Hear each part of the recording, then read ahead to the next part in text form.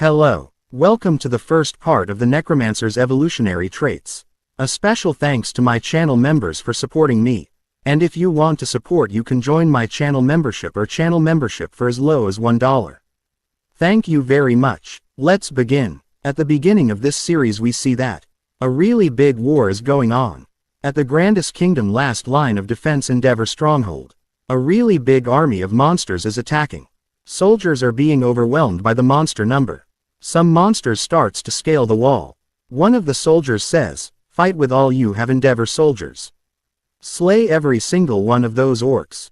A lot of orcs starts to scale the walls and killing the soldiers. Some really bright light appears in the sky. All the orcs starts to see toward that. Orcs goes to berserk after seeing the light. Deputy commander thinks, the orcs have gone berserk. It's now just a matter of time before the south gate falls. Their large number are troublesome. However, the really problem will start when the Orc Lord joins the battle. Since the Orc Lord is different from the previous ones, as he is an aura master. Which means that he can use special aura skills. The orcs have already taken the castle walls. Could this really be the end for us? Stop them. The monster starts to climb down the walls.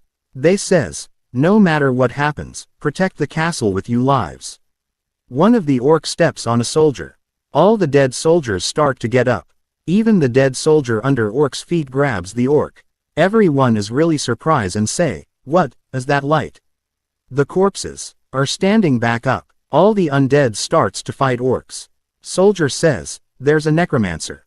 Why is a necromancer? Orc Lord starts to attack as well. Our protagonist is in front of the Orc Lord.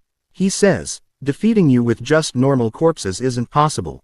As expected of an aura master, our protagonist looks less of a necromancer and more of an assassin. He bring out some more really strong looking undead monsters. He says, it's your turn now. Orc Lord is still killing undead army non-stop. Orc Lord uses a really powerful attack. The skeleton warrior comes from behind the Orc Lord and attack him. Orc Lord dodges the attack. The undead Tiger Man immediately attacks from the front. They both Skeleton Warrior and Tiger Man attacks Orc Lord at the same time. They start to fight. The Tiger Man uses a really powerful attack. Our protagonist is also kill the monsters with a sword. Some thinks, the world is vast. To think that a necromancer with such excellent swordsmanship would be on this battlefield is baffling. A giant undead is also killing a lot of orcs. The fairy monster is also killing the monsters. All the alive soldier are really surprised to see our protagonist's power. They thinks, he managed to turn the tides of the battlefield just by himself. Even though the Empire forbids black magic, Orc Lord gets really excited and says, I never thought mere corpse could force me to a halt.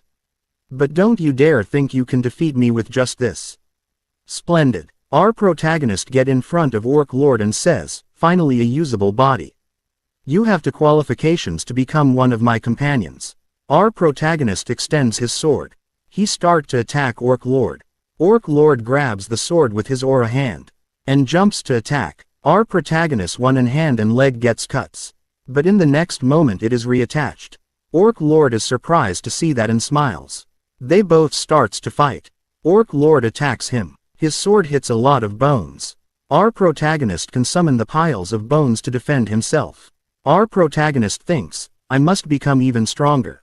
Bones starts to come out the ground and starts to cover his body. He thinks, for the sake of my own survival, and for the sake of those precious to me, his undead army is watching him. He looks really cool in that bone armor. He thinks, and also, Orc Lord gets really excited and says, come great warrior who wishes to change the world. Entertain me in battle one last time. Our protagonist thinks, for me to continue living as Andrea's Cromwell. They both starts to fight. A lot of really big explosions starts to happen. Soldier are really surprised to see him fight. Even his own undead army is really surprised to see his power. Our protagonist's sword is covered with fire. Orc King is also attacking him. Prologue ends here. After that we see Rodlin Academy. The Empire's more prestigious, nurturing academy, where those deemed promising come to learn. While this is where those who are hiding their identities gather. Someone says, hey Andreas. Didn't you say it was here? Andreas is our protagonist. He says, sorry, There are a lot of dead monsters around them. That man says, to think you can't even remember the location of the body you worked on last week. Andreas thinks, we are researchers of the forbidden black magic, necromancers. If someone were to find it out, I would be executed on the spot. That is why I conduct my experiments in secret. That man says, back away, I will now begin. They start the ritual. It fails. He says, let's end it here for today, clean up and then head back up. Andreas thinks, well, I didn't learn anything today either. He starts to clean it up. He thinks, even though it's dangerous doing this, I don't seem to be getting much out of it. But it's not like I can just quit. After all, this is the only place I can read proper books concerning black magic. Sorry for taking so long. That man says, if it takes you half a day just to do the cleanup, when will you be able to do the full job by yourself? Andreas thinks, because you don't teach me anything, I have to learn by myself. He says, I entrusted a simple job to you and you're already that nervous. I won't tolerate another failure. Andreas says, I will do my best. He says, I don't know if I can count on you, but I will give you another chance. Go to the Binehales National Graveyard and bring me another body.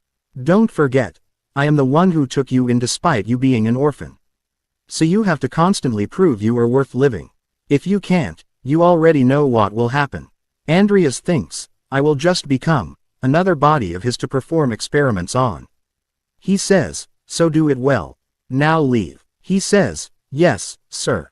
Andreas gets out of there and thinks, he didn't even give me the travel expenses.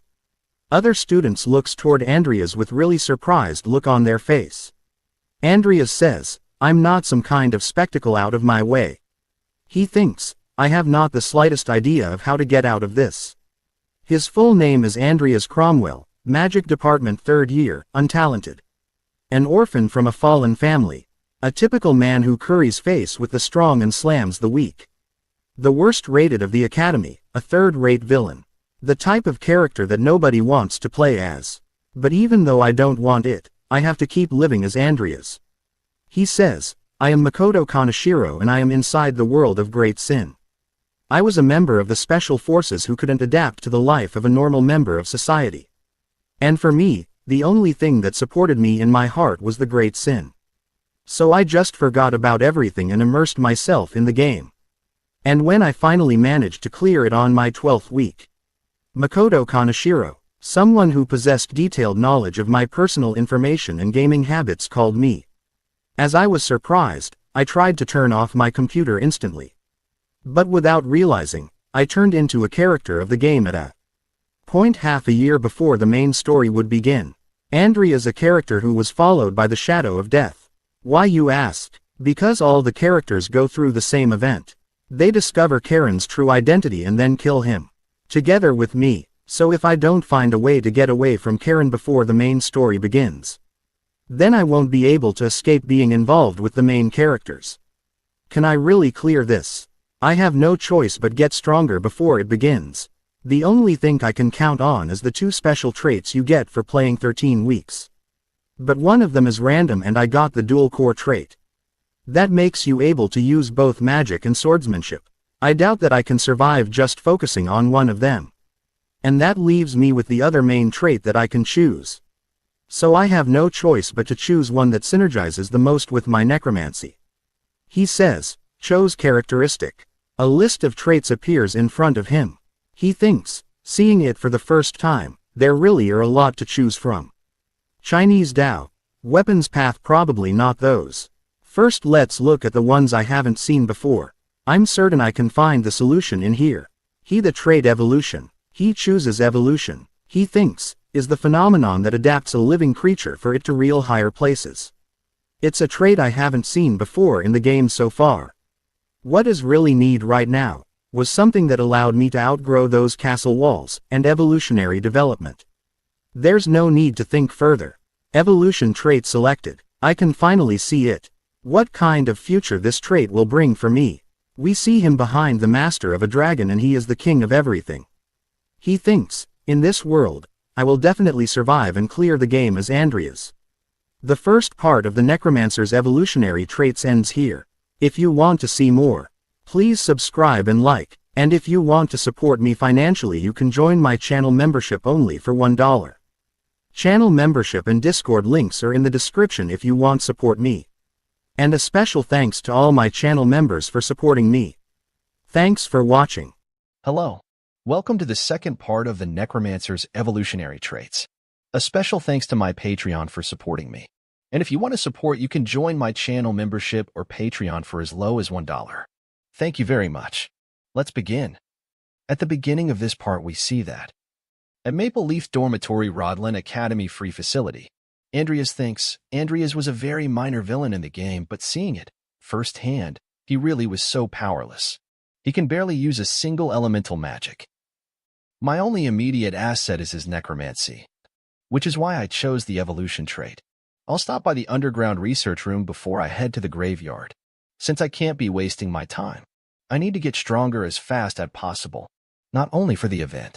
There are countless characters that can kill me besides Sharon. He starts to read some books called Black Magic Introduction. I will become a black mage.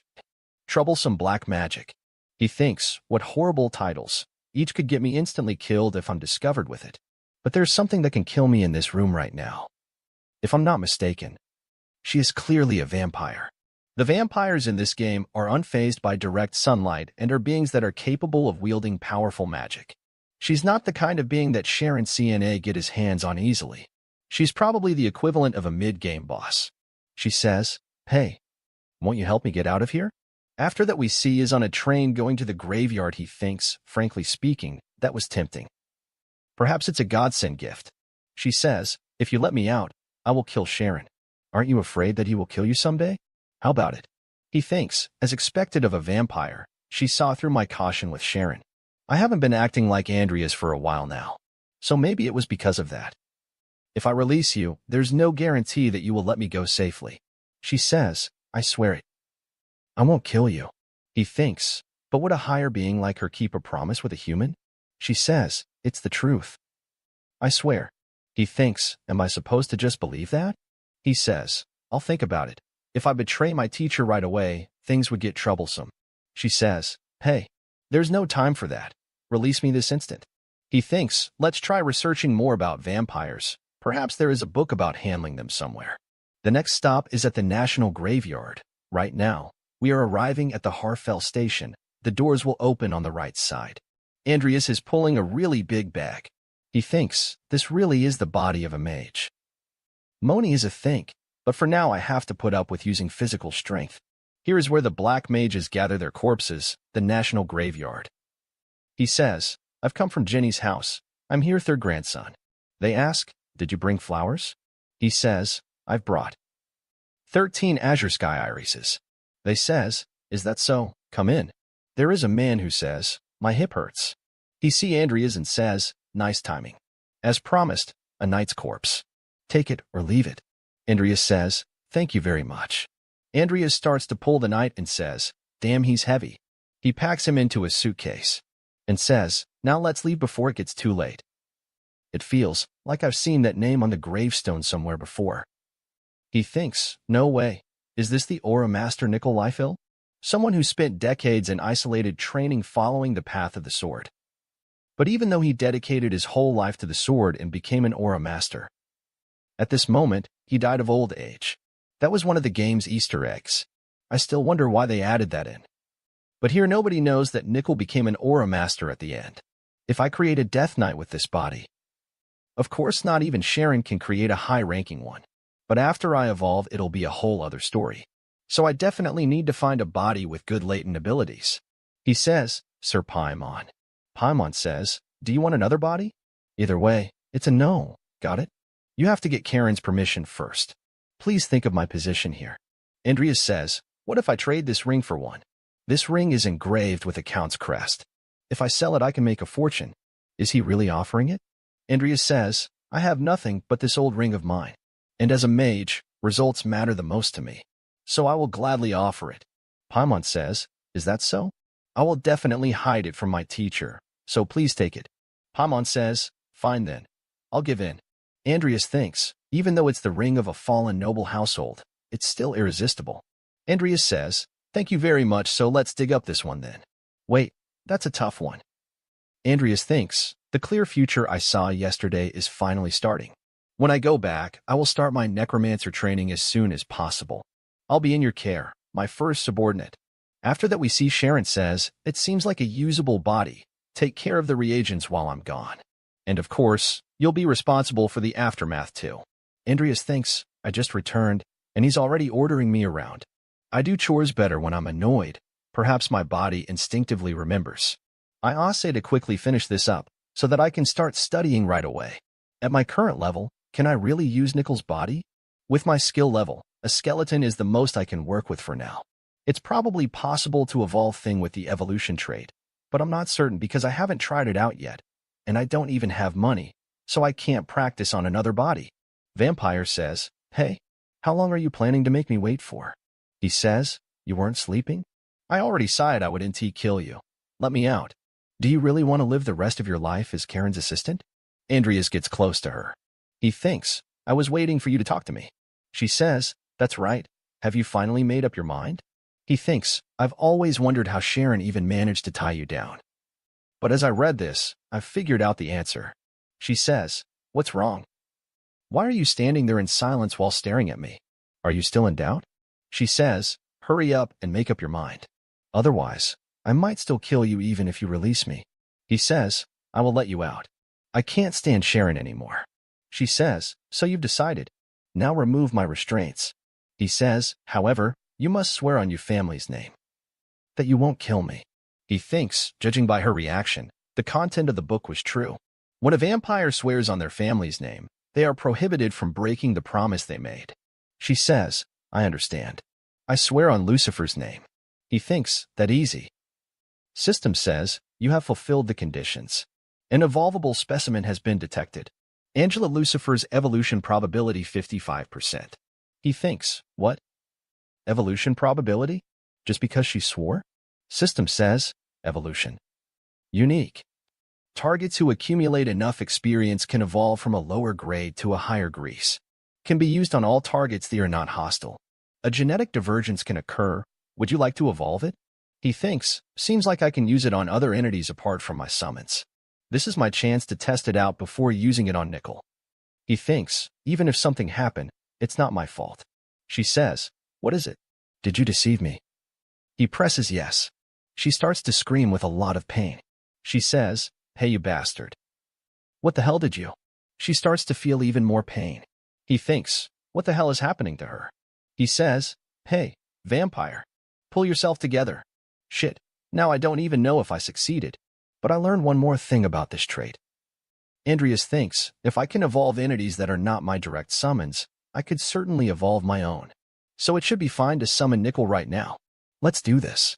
He says, skeleton summoning. System says, basic necromancy skeleton summoning has been activated. One corpse has been detected. Target that is capable of exercising necromancy has been detected. Additional effects have been applied. Andreas thinks, this is the amount of mana needed just to summon one skeleton. A skeleton appears in front of him. System says, basic necromancy skeleton summoning was successful. One skeleton rank legendary has been summoned. Basic necromancy skeleton summoning level has been raised from 1 to 3. System says, the corpse's level is high. Bonus statuses have been applied. The corpse's level is extremely high. Its tier will be raised. It is turned into a skeleton soldier. The corpse's level is transcendent. It can regain a little of its sense of self from the past. He thinks, nice, that was a huge success. It even became a grade higher than a regular skeleton. Skeleton stats window appears saying, skeleton soldier legendary. Nickel Life ill. Undead. Tier 2. Traits, sense of self. Mastery, sword. He thinks, and even its traits. Mastery. It's the state of being at the pinnacle or ultimate stage of proficiency such that there is nothing else beyond. He thinks, it's the only trait that can be attained through effort and growth. But to think that a skeleton possesses it. Andreas says, you really were a sword master when you were still alive, huh? Skeleton uses a hand sign. Andreas says, you will be in my care? He says, I guess the same goes for me. He thinks there's still about a year until Karen's death. If I want to survive, there are a lot of things I need to do. Even if I leave my summoning skill alone, its proficiency is still rising.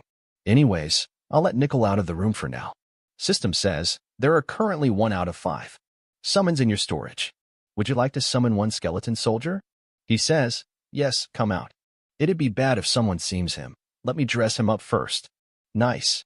No matter how you look at it. He looks like a human now. It seems like the Easter egg description was true. Andreas says, he died while training and he's still training even though he's dead?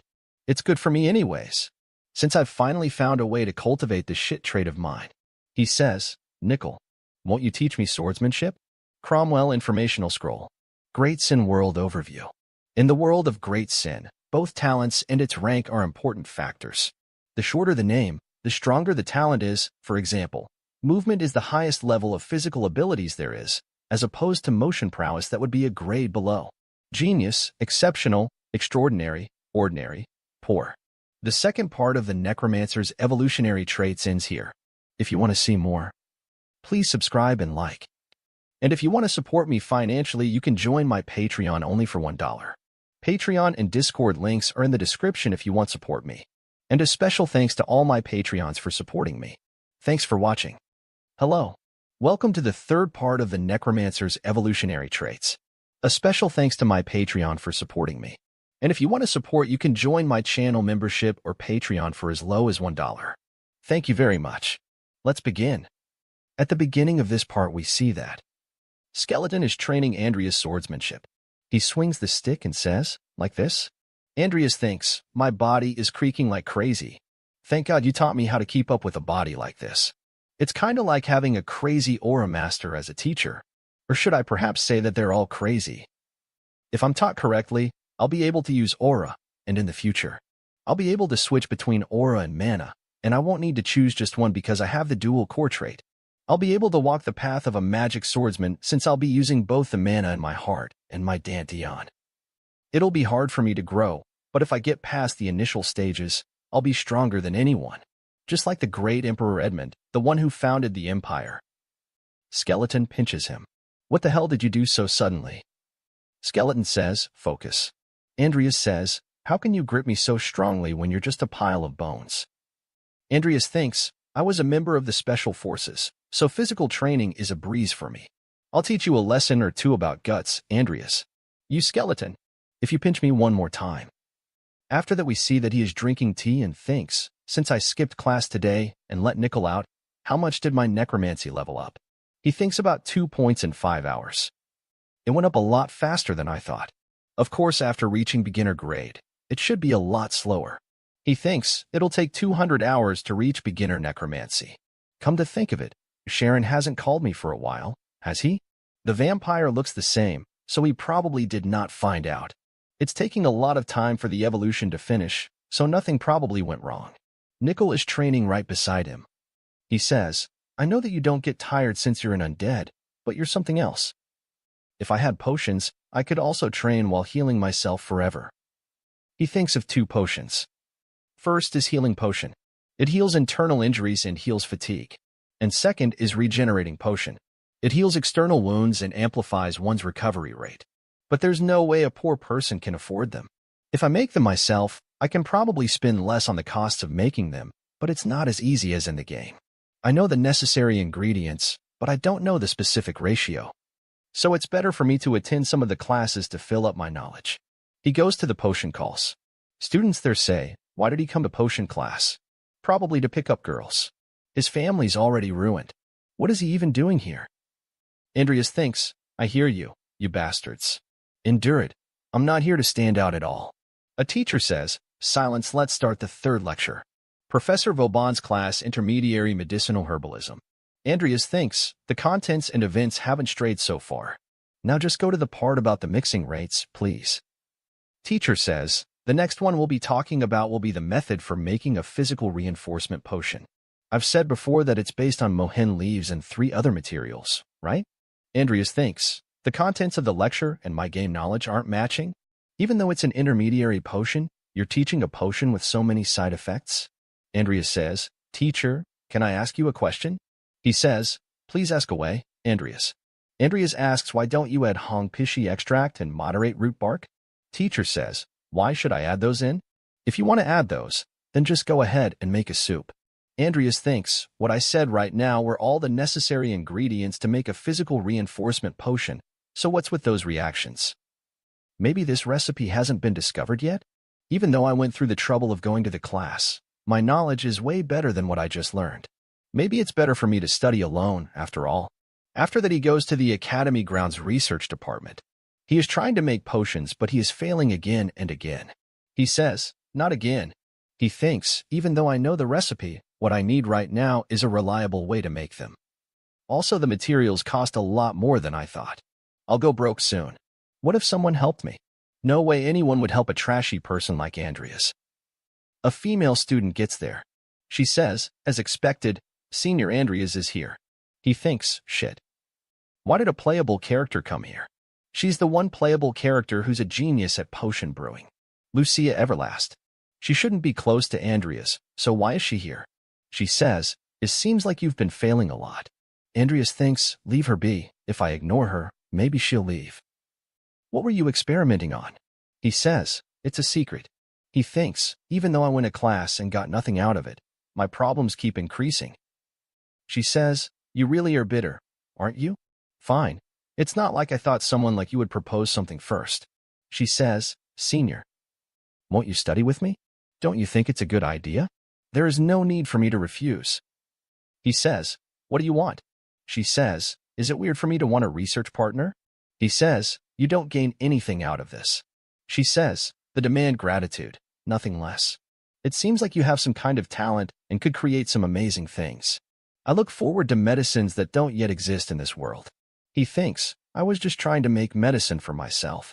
The reason Lucia is so well versed in potions isn't just because she has talent for it. It's because if she doesn't find a way to heal the disease she has, then she'll eventually die because of it. Since even famous doctors and pharmacists couldn't heal her, she had no choice but to study it herself. This disease is a grave one that was granted by the system itself. But if you're not like someone like me, who played the game at Toon, you wouldn't be able to find a cure. But for me to meet someone as intelligent as her. As I said, the last thing I need is someone to find my real identity. Looks like she heard what I said in class and needed me because of it. If I just carelessly get myself tangled up with her, my life will just get shorter. Andreas says, I'm not interested. Leave. Peona Mushroom. She says, you didn't say it in class, but don't you need to add that, too? He thinks, the main material that nobody but I should know of. She says, if you add it there, shouldn't you be able to make the potion? I knew intuitively. If you wish, I can help you. Andreas says, you're saying this just because you're Rick. Once you've completed what you came to do, leave. He thinks, I won't give up my life just because of your attractive proposal. She says, fine. I'll give you some time to think about it, since I think you'll change your mind soon.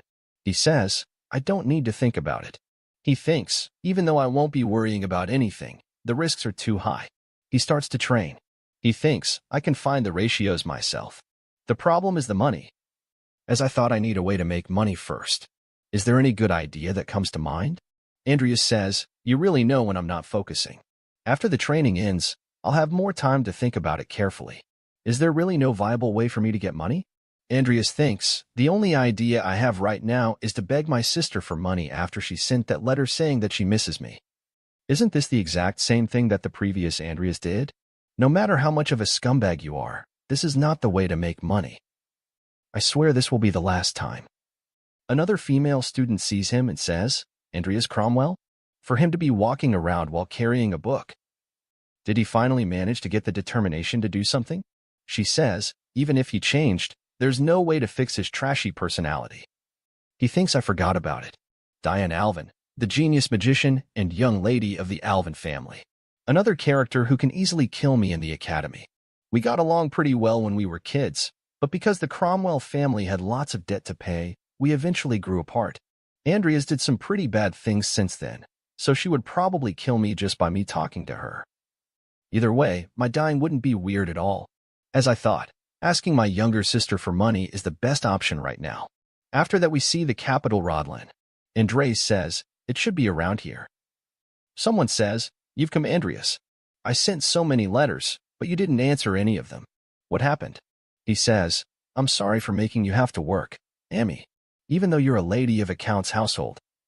She says, it's not like you to say something like this. It's not your fault anyway.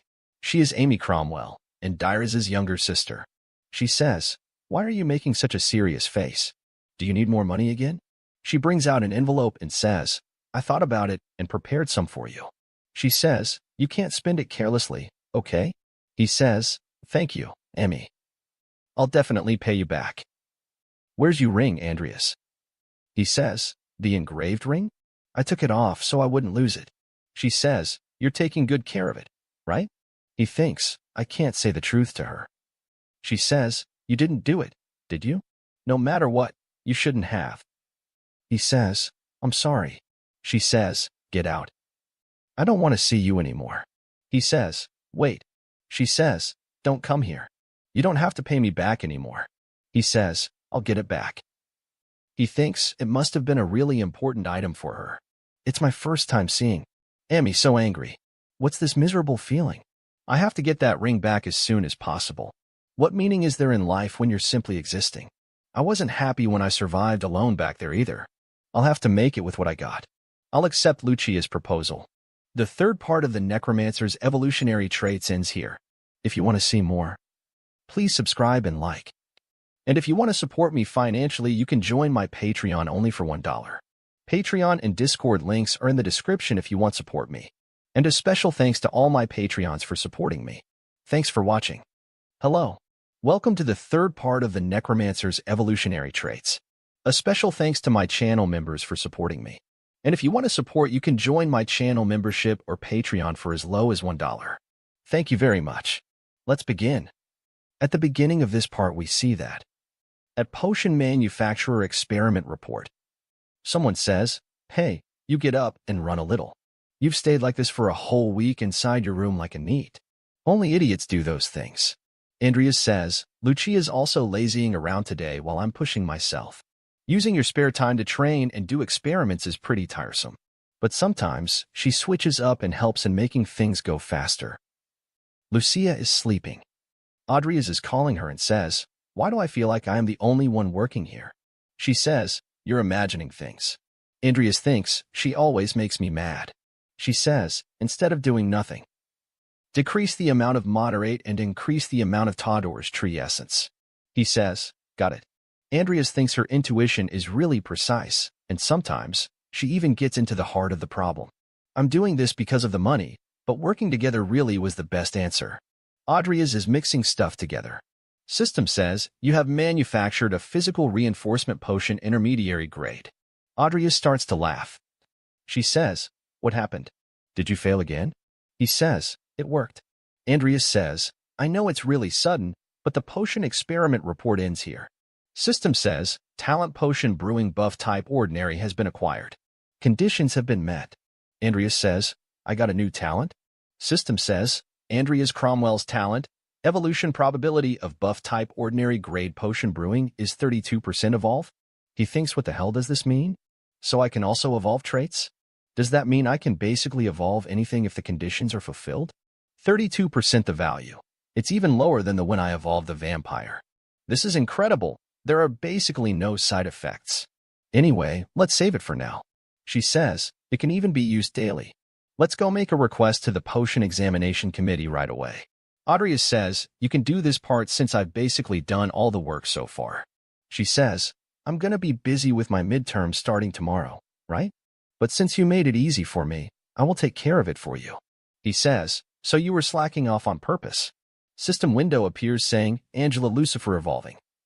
Remaining time, 14 days 21 hours 33 minutes. Angela thinks, what the hell did I do?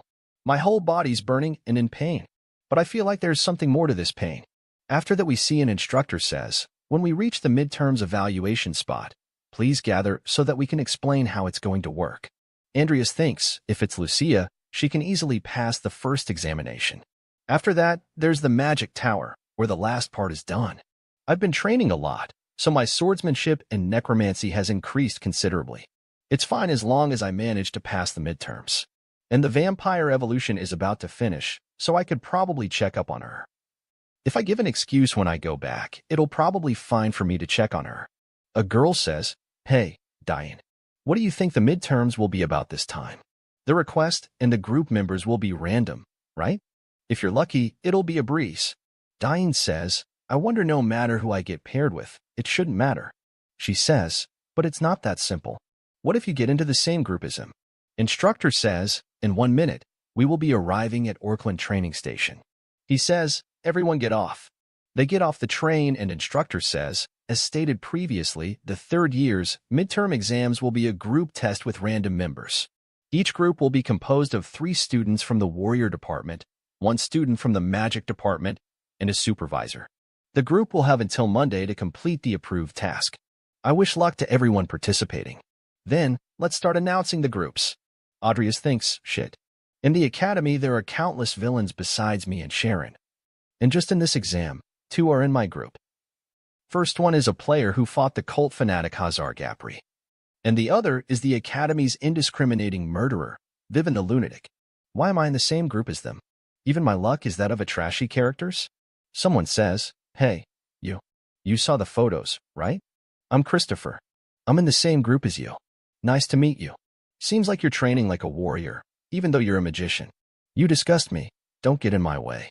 Hazar says, hello, my name is Hazar Gapri. And I think being an unfriendly warrior is a big problem.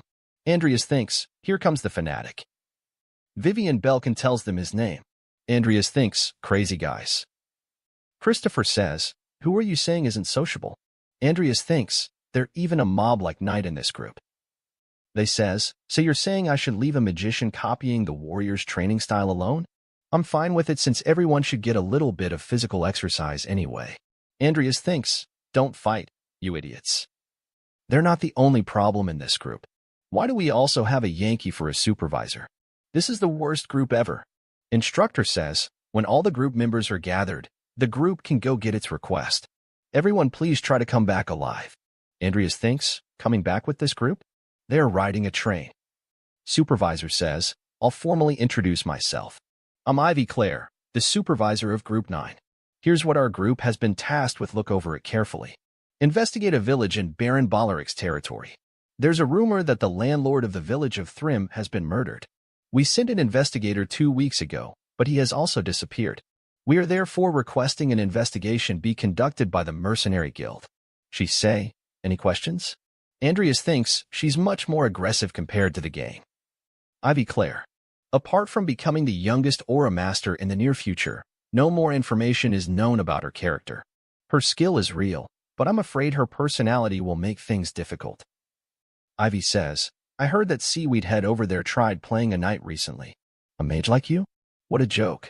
Can you even lift? Andreas says, I don't want to hear that from someone who need to chew on jerky to keep her cool. She says, I can't smoke here.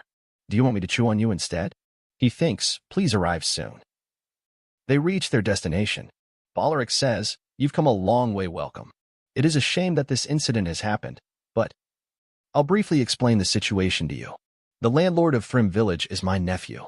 He was a baronet, but he had no family. That's all the information I know. Ivy says, thank you for the details. Servant comes and says, my lord. The young master is. Andrea sees them talking. Bollaric gets up and says, I have to attend to something, so if you'll excuse me first, best of luck to you all. Servant says, forgive our rudeness. The young master is unwell. Ivy says, it's all right. We've gotten all of the needed details. We'll be leaving soon. Andrea sees the servant. They come out and Ivy says, good job watching over the equipment. She says, he sure is calm even though his nephew is missing. He reeks. Hey, Seaweed Head, is that why you insisted for us to depart immediately today? Andrea says, yes, there were many things seemed suspicious, especially the part about the missing investigators who lost contact. It sounded like a fabricated story. And it's also odd that they only sent an investigator once, even though a month had passed. But the most suspicious thing was the butler's attitude. Butler says, if you leave now, you will probably reach there by nightfall. It would be better for you to rest up for today and leave tomorrow. Ivy says, I appreciate your concern, but no, thank you. Our job comes first. Andrea says, after we refused to stay, he looked as if his plan had failed. Above all, they looked anxious. They're trembling, their breathing and behavior, down to even their slightest gesture. It's clearly how someone would behave if they were hiding something. Ivy says, all right, let's head for Thrym Village right away. Andreas thinks, This request, there's definitely more to it. Christopher says, should we get a place to stay first when we arrive? Ivy says, no, the investigation takes precedence. Let's start by investigating the landlord's castle. First, Andreas thinks the whole thing is suspicious, but all we can do for now is to check it out directly. Andreas feels something and thinks, what? My mana has suddenly started to shake. It's getting stronger the closer we get to the village. What's going on? Something happens. Hazar says, hey, coach. Christopher says, move. He says, oi. What are? Coach is acting like a crazy man. And even horses are going crazy. They're going really fast. Christopher says, Hazar, something's wrong with the coach. He says, what's wrong? Ivy breaks the door. She sees something and says, damn it. It's too late. Everyone brace for impact. We're going to crash into the main gate. They get crashed into the gate. Everyone in the village is dancing. Like madmans. They come out of the carriage. Christopher says, oi, big head, what's going on here? What's wrong with the villagers? A mage like you should know. Andreas thinks, that settles it. This is more than just a mana anomaly. The fact that my mana is reacting means it's black magic. The fourth part of the Necromancer's evolutionary traits ends here. If you want to see more, please subscribe and like. And if you want to support me financially, you can join my channel membership or Patreon only for $1. Patreon and Discord links are in the description if you want to support me. And a special thanks to all my Patreons for supporting me. Thanks for watching. Hello. Welcome to the fifth part of the Necromancer's evolutionary traits. A special thanks to my channel members for supporting me. And if you want to support, you can join my channel membership or Patreon for as low as $1. Thank you very much. Let's begin. At the beginning of this part, we see that they grab a child. Vivian thinks this is not the strength of a normal kid. Hazar says, since he was dancing for the whole day, his feet are really worn out. Just as I thought, it's a curse. So there is a connection between our request and the curse, right? Christopher says, the landlord has been gone for about a month. If they've been dancing since then, they should. VE died from exhaustion a long time ago. Andreas says, it seems like there's someone taking care of them so that they don't die. We probably got dragged into something troublesome. Andreas thinks Andreas didn't die here in the game. If we had taken the butler's suggestion and rested in the castle, the Baron would have covered this up. But since we came to the village instantly, the situation changed. We've got dragged into a dangerous situation. The mana I felt is at about the same level as Karen's. But to be able to use it on such a large scale seems weird. Andreas realizes something and thinks, no way. Does he have an artifact? Christopher says, hey, big head, what's wrong? We have way too few clues right now. Let's search the landlord's house first. The first step is collecting information. After that, they go back to the landlord's house. There are some people are burning out of the house. They breaks the door and goes inside. There are a lot of people dead inside the house. Christopher sees one of them and says, those clothes, aren't they from the Empire investigation team? It seems like a long time has passed since they died. Andreas says, perhaps we won't be able to solve this ourselves. Based on everything so far, I think that this is the work of a black mage. Ivy says, on what grounds? He says, it feels like someone is amplifying the emotions of the people here and exchanging them for magic power. Ivy says, the driving force of black magic is human emotions, after all. So the landlord was probably also killed. Perhaps, because he would have obstructed them. Christopher says, so those burning bodies outside are part of black magic ritual? Andreas says, maybe. Ivy says, we will know the truth eventually after capturing those criminals. So let's search every part of the mansion first. They start to look around. The whole mansion is a mess. Hazar says, we haven't found anything so far, not even the landlord's corpse. Vivian says, Hazar, look outside. They look outside. All people are coming from the village. Andreas thinks, the perpetrator is finally moving. They say, what do we do? It seems like they noticed us. It's as if they were waiting for us to enter the building. Supervisor Ivy, what do we do? She says, let's stop the search for now and leave the building. Hazar, go find an escape route. Hazar starts to run and says, yes. There are a lot of people blocking the way. Hazar says, they are already on the second floor. All of the zombies attack him. Christopher barely blocks them. He says, go protect the mage at the back. I will take care of the front. A really big explosion happens. Christopher goes flying towards the Andreas because of the explosion. Andreas is really surprised Christopher is injured badly. He says, Christopher. Hey, Christopher. She says, they are still coming. He's Seaweed Head. What are you doing? Let's get out of here. Vivian, the window. She breaks the window, and they jump out. Ivy is holding Andreas on her back and Hazar is holding Christopher. Village men are still following them. Andreas wakes up and thinks, I got a flashback from my last operation just now of all times. He uses grease and Earth's shield. Ivy says, what is it with you? Do you think you are alone?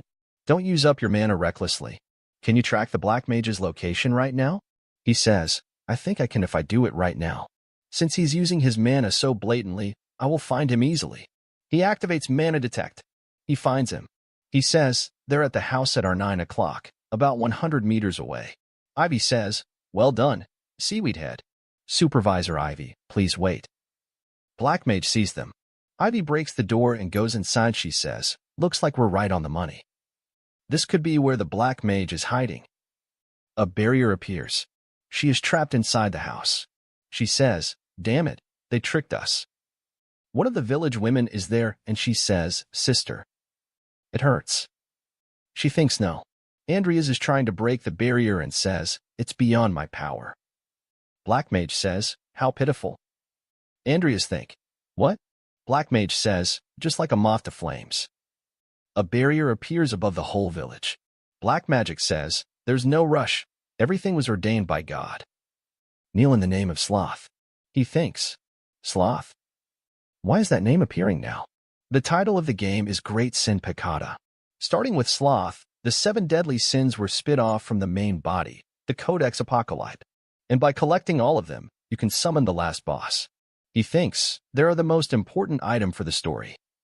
Why is that name mentioned here in the countryside which doesn't even appear in the main story? I can't do this by myself. I have to join up with the others for now. Vivian cuts down a lot of them. She goes mad as well. Andreas comes running and says, Hazar, what happened to Vivian? Hazar says, Andreas, you are safe. This is the first time I'm seeing her like that. Andreas thinks, right. I knew I couldn't trust a zealot. But leaving a wounded ally to fend for themselves, I can't say I like it, but, well, I'll play along. It's a disaster. Supervisor Ivy got trapped inside a barrier. What? Hazar says, what should we do, then? Andreas is still hearing the voice in his head saying, how pitiful. Do you realize that you are killing innocent villagers? Hazar says, this voice. It's probably the Black Mage. They're probably near Supervisor Ivy. She's in danger. I'm going over to her. I'll leave the other to you. Andreas says, he's just too obvious. I guess it's better than getting betrayed. Vivian is killing them. Andreas says, not good. Looks like the dark magic is driving her insane. If I make a wrong move, I'll get dragged in. She can't avoid that one. She stabs 2 of them. Andreas says, no way. He says, not only did she avoid it, she even counterattacked. Someone says, it's a shame. It couldn't be material to squander like that. Black Mage says, so what now? The only unharmed one has fled. Andreas says, I don't care. I wasn't expecting anything from him anyway. Black Mage says, you're remarkably calm. Andreas says, I thought it was about time for the boss to show up. Black Mage says, I don't know where you got that confidence from, but in recognition of your bravery, I'll be giving you a test as well. Crap, I was careless. He is standing inside a void. He starts to disappear and says, what's going on? He thinks, damn it. What, was I dreaming? He is in between a modern war and thinks, where's everyone? He sees a man burning. That man says, Makoto, run. He thinks, Shohei? He runs towards him. He is Andrea's father from the game. Andreas is really surprised to see him. The 5th part of the Necromancer's evolutionary traits ends here. If you want to see more, please subscribe and like. And if you want to support me financially, you can join my channel membership or Patreon only for $1. Patreon and Discord links are in the description if you want to support me.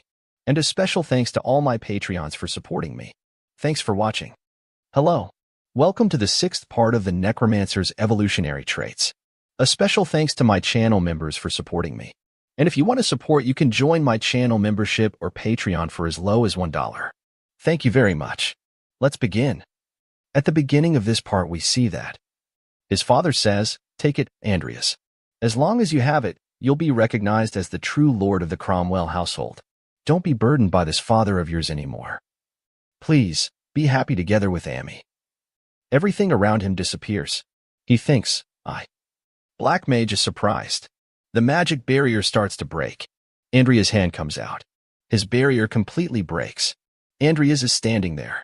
Black Mage says, how did you escape from my curse of sloth? A system window appears in front of him. He thinks, I'm fed up. System window says, Makoto Kaneshiro Andrea's Cromwell. 100% synchronization rate achieved. Makoto Kaneshiro's exceptional combat talent has been acquired. Andrea says, this curse of sloth of yours is nothing but a game that simply stimulates one's own traumas. Or should I say, that the caster's abilities are lacking. He says, what did you just say? Andrea says, now, what are you going to do? There's no way this will work on someone like me, who has received training from the Special Forces. Black Mage gets angry and says, shut up, and attack him. Andrea dodges the attack. He thinks, he's not that strong, but I can't end this without using my necromancy. It should be fine. No one's watching. Black Mage comes to him. He says, who the hell are you? Andrea says, I will show you right now. System says, beginner necromancy skeleton summoning. Black Mage is really surprised. System says, 23 corpses have been detected. The skill level is insufficient. 9 corpses will be activated. Beginner necromancy skeleton summoning has been successful. Black Mage says, a necromancer. The congregation already knew? Andreas thinks, so there really is a black magic congregation. He misunderstood it, but I can use it to shake him off. 7 skeletons common. And 2 common skeleton soldiers have been summoned. I've been entrusted with recovering the page of sloth in the name of the congregation. With the likes of skeletons? You think you can match the power of sloth? Black Mage attacks the skeletons and destroys them. Andreas is really surprised. He activates the Earth Shield. Black Mage says, stop pretending. Andres says, nickel. Black Mage says, those are nothing but small fries. Nickel cuts his attacks. Black Mage is really surprised and thinks, I can't believe it. A mere skeleton cut my dark spear? This guy. Black Mage brings out something really strong and hits the nickel. He brings out a lot more of those. Andrea sees that and thinks, the page of sloth. To think that the likes of you is making me use my precious collected sloth power. Some really strong monster starts to come out of the ground. He says, you will pay with your life for disrupting my plans. Nickel as Andreas barely dodges his attack. Andreas thinks, I can react if it's only this fast. And Nickel is durable enough to withstand his attacks. Nickel is blocking all his attacks. Black Mage says, die quietly. Andreas is dodging his attacks and thinks, the attacks have gotten even faster. He's having trouble controlling his strength. That means he still didn't fully master the power of sloth. Go for his blind spot and strike him. Nickel disappears. Black Mage sees Andreas and thinks he's a persistent one. Andreas says, you bastard. He was someone I just got my hands on. Black Mage says, my bad, but don't worry. I'll send you to the same place where the skeleton is now. Farewell. Nickel appears behind Black Mage through a portal. Nickel cuts Black Mage into 2 pieces. Andreas thinks, I thought about who could be the one doing this. But to think that the Baron Butler was a Black Mage, that means that somehow the Baron is involved with this as well. Anyways, Andres picks up the page of sloth. System says, Apocalypse Codex 7th Chapter Diligent Sloth Mana Recovery Rate 321%. Andres thinks, what should I do with this? It's not like I can just walk around with it. That's right, there's also Nickel. He gives the page of sloth to Nickel and says, take care of this for now. Let's put it first in the summoning storage, and then think about what to do with it later. Even though the caster died, so why isn't the barrier disappearing? It's fine for me if they don't manage to come out. But then I'd have to explain to survive if I came back alone. This barrier is different from the one I was in. Andreas touches the barrier. He gets sucked into the barrier. Andreas is in Vivian's dream, he says. Is this little one Vivian Belcan? She says, a ghost? Or is it a demon? The chair is talking? Andreas says, I am neither a ghost nor a demon, Vivian. I am a fairy who came to rescue you. Andreas thinks, it's nice that I came here, but what the hell am I doing? Be patient. This is all an act. I'm a fairy. The first thing I saw when I came here was the young Vivian being slapped in the face by some noble woman. Because nobody can see me, investigating was really easy. So I found out that woman was Count Belkin's second wife, as well as this household's background. The Belkin household is famous for its swordsmanship, so the Lord wanted a son that could become its successor. However, because Vivian's mother didn't give birth to a male heir, a tragedy began. Why did I have you? I should have never given birth to you. Since even her own mother had abandoned her, there wasn't a single person left to protect Vivian. Because of the loneliness and mistreatment she was suffering, a seed of insanity was planted. And as the time passed, the more she succumbed to the insanity. To the point she killed all of the teachers and assistant teachers in the 5th-year meeting by herself. She says, Mr. Fairy? Andreas thinks, I can't make you forget your past, but I can give you a hand in trying to overcome it. She starts to cry and says, did you really come to help me? He says, why are you crying, Vivian? She says, I haven't had anyone try to help me before. Andreas thinks, I really don't know how to deal with kids. He says, you have a special talent, Vivian. It's just that nobody here has recognized it yet. She says, I am special? He says, yes. You have a very special and excellent talent for swordsmanship, but I haven't even touched a sword yet. This fairy here knows a lot of things, so just trust me. She says, but I am always getting scolded. He says, it's fine. I will be by your side. And in exchange, promise me that you won't tell anyone about me. She says, I promise. After that, Andreas stays with her, teach her swordsmanship, and other stuff. When she gets sick, he sits by her side. 1 month later, Vivian is calling him saying, where are you, Mr. Fairy? I came to the promised location just like you told me. She says, are you going to be teaching me swordsmanship today too? Andreas says, you can't go around screaming about it, Vivian. I said that nobody can find out about my real identity. She says, so you were over there. He sees. Then, let's start the training. And just like that, I spent a whole month here with Vivian. Vivian is training. He thinks, with my exceptional grade combat talent, I tried to give as much advice as I could to her. It synergized really well with her. She is truly a genuine prodigy. Those shouldn't be the movements of a brat that has only been learning swordsmanship for a month. Andreas says, that's why you've been getting praised by your swordsmanship instructor. She says, but... Andreas says, what is this? I thought she was a pretty confident kid. What's wrong, Vivian? Your movements were perfect. No matter how much I get praised by my teacher, Mr. Fairy won't show himself to me. That's... Andreas says, I'm a fairy. That's why, haven't I told you? She says, is it because I'm a bad child, so you won't show yourself to me? I thought that if I did my best and got acknowledged.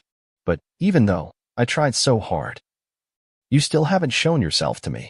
She says, it's useless no matter how hard I try, isn't it? Someone comes there and says, you've surprised me, Vivian. Count Belkin? Count Belkin says, to think that you have such talent. He says, show me that swordsmanship once more. She is really surprised and she says, yes, sir. She shows it again.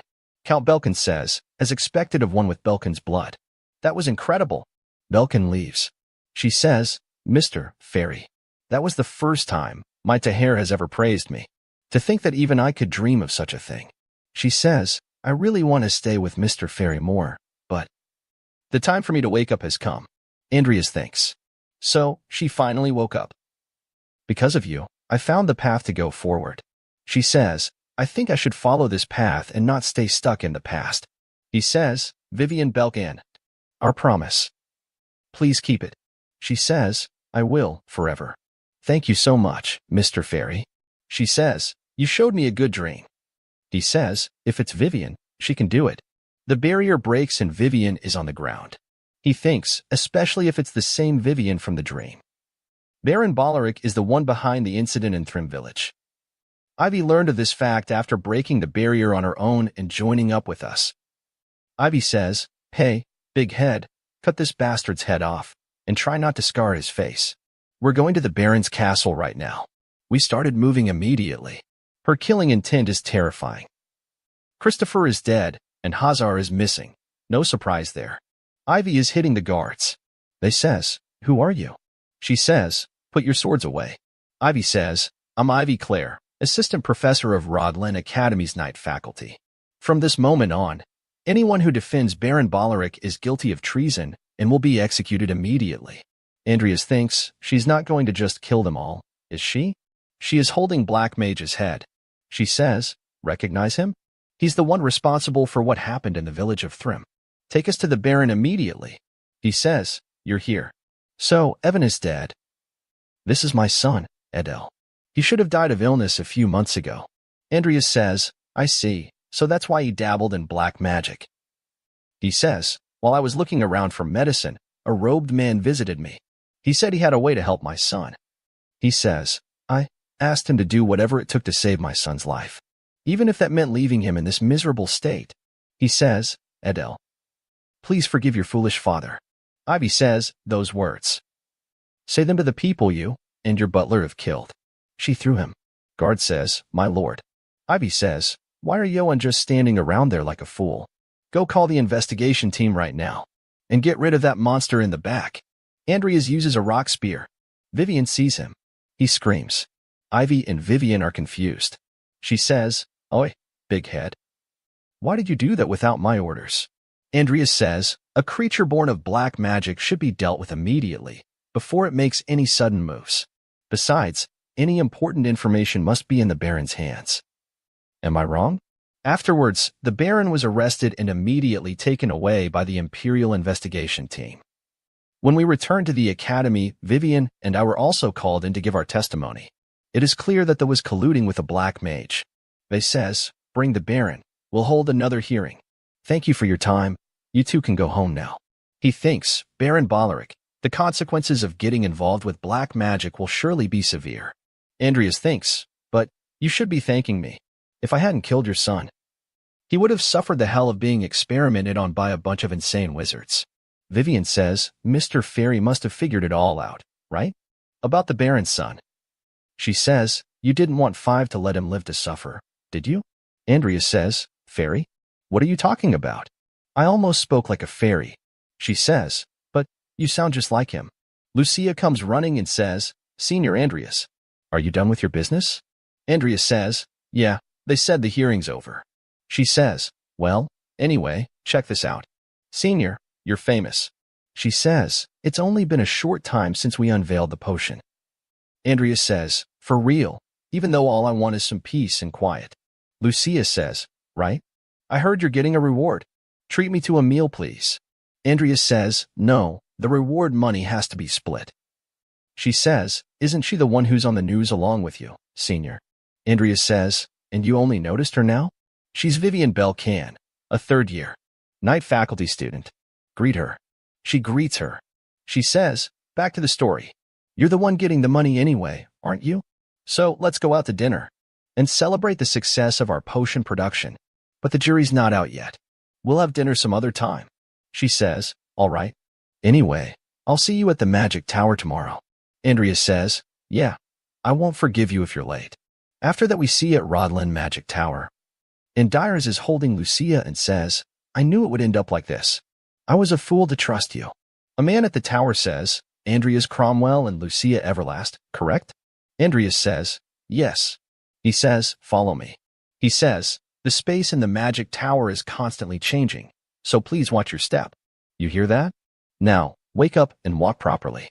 Lucia says, I'm awake. So, Vivian, the senior I met yesterday, what is your relationship with her? Andreas says, nothing in particular. She says, oh well, but we should definitely go out for dinner. Andreas says, you're rich. Why do you keep begging me to treat you? Someone says, I see you two are not nervous at all. How cheeky. He thinks, that voice, it can't be. The owner of the Rodland Magic Tower, Brack Alvin? Cromwell Scroll of Information Great Sin's World Outlook. Magic Tower is a group of engineering wizards who contribute to civilization. It started with the Amon Levitation. A group of engineering wizards who contribute to civilization. It started with the Mana Levitation. Trained, but they developed various products, such as mana lamps and fertilizers. The more famous a Magic Tower is, the more money it receives from the government and nobility. The 6th part of the Necromancer's evolutionary traits ends here. If you want to see more, please subscribe and like. And if you want to support me financially, you can join my channel membership or Patreon only for $1.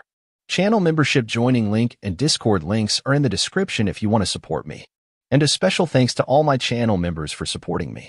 Thanks for watching. Hello. Welcome to the 7th part of the Necromancer's Evolutionary Traits. A special thanks to my channel members for supporting me. And if you want to support, you can join my channel membership or Patreon for as low as $1. Thank you very much. Let's begin. At the beginning of this part, we see that Tower Master appears in front of them. He sees Andreas and says, his son really has that unchanging stupid face. Andreas thinks, Bark Alvin, head of the Alvin household and the current master of the Rodland Magic Tower. Isn't the Tower Master blowing thing out of proportion by appearing personally? Tower Master says, and you are Viscount Hollington's daughter, I presume? Lucia says, yes, my name is Lucia Everlast. He says, if you want people to remember your name, you have to build a reputation to match. Andreas is really surprised and thinks, we heard you.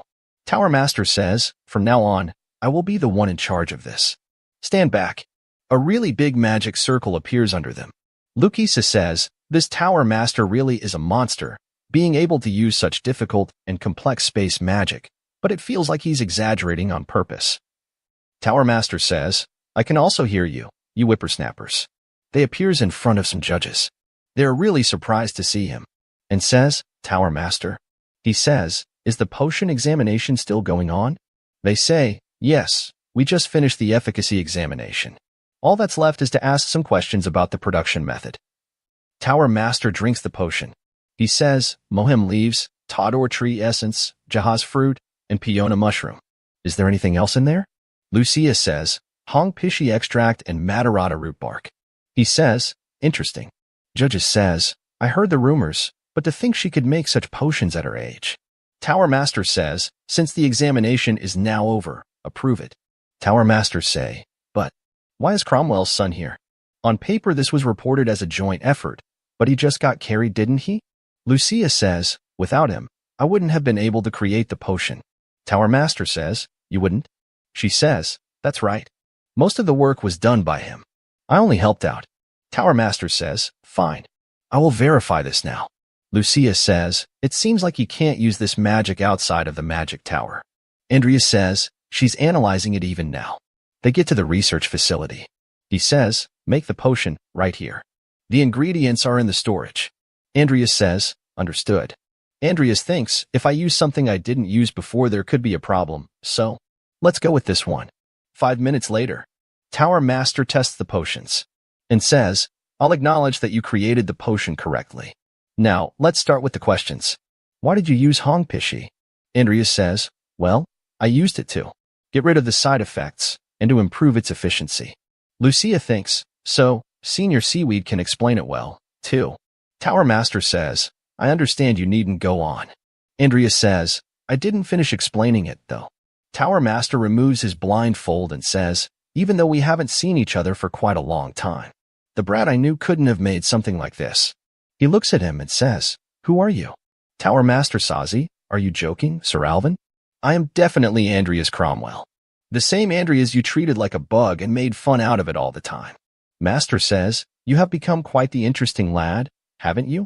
All right, let's make a bet. If you discover another medicine this year and bring it here, I will pay off all of the Cromwell family debt, and I will grant you one wish. However, if you fail, you will have to leave Rodland's academy. Well, what do you think of it? Andreas thinks the conditions are harsh, but Andreas says, I will accept this bet. As the heir of the Cromwell family, I cannot possibly refuse such an offer. Tower Master says, let's hope you actually produce results, seeing that you are so confident. Tower Master thinks of them when they were kids. He says, I'll be looking forward to it. Remaining this is decreasing. The vampire gets up. She easily breaks the cage. She thinks of Andreas saying, however, you will have to swear on your family name that you won't kill me. She smiles and says, Andreas. Cromwell Scroll of Information, Great Sins World Outlook. Stormbringer, a spiritual monster with high intellect. Can control lightning and wind even in the game. Having one as your pet was an incredibly difficult task. Andreas thinks, I got back some of the material costs, so my need for money has decreased a bit. As long as I keep making potions, I'll be able to solely focus on my training. The problem right now is the Page of Sloth. No matter how much I think about it, I can't find a way to benefit from it. I should probably exchange it for something I need right now. It can't be helped. I'll have to use Sharon.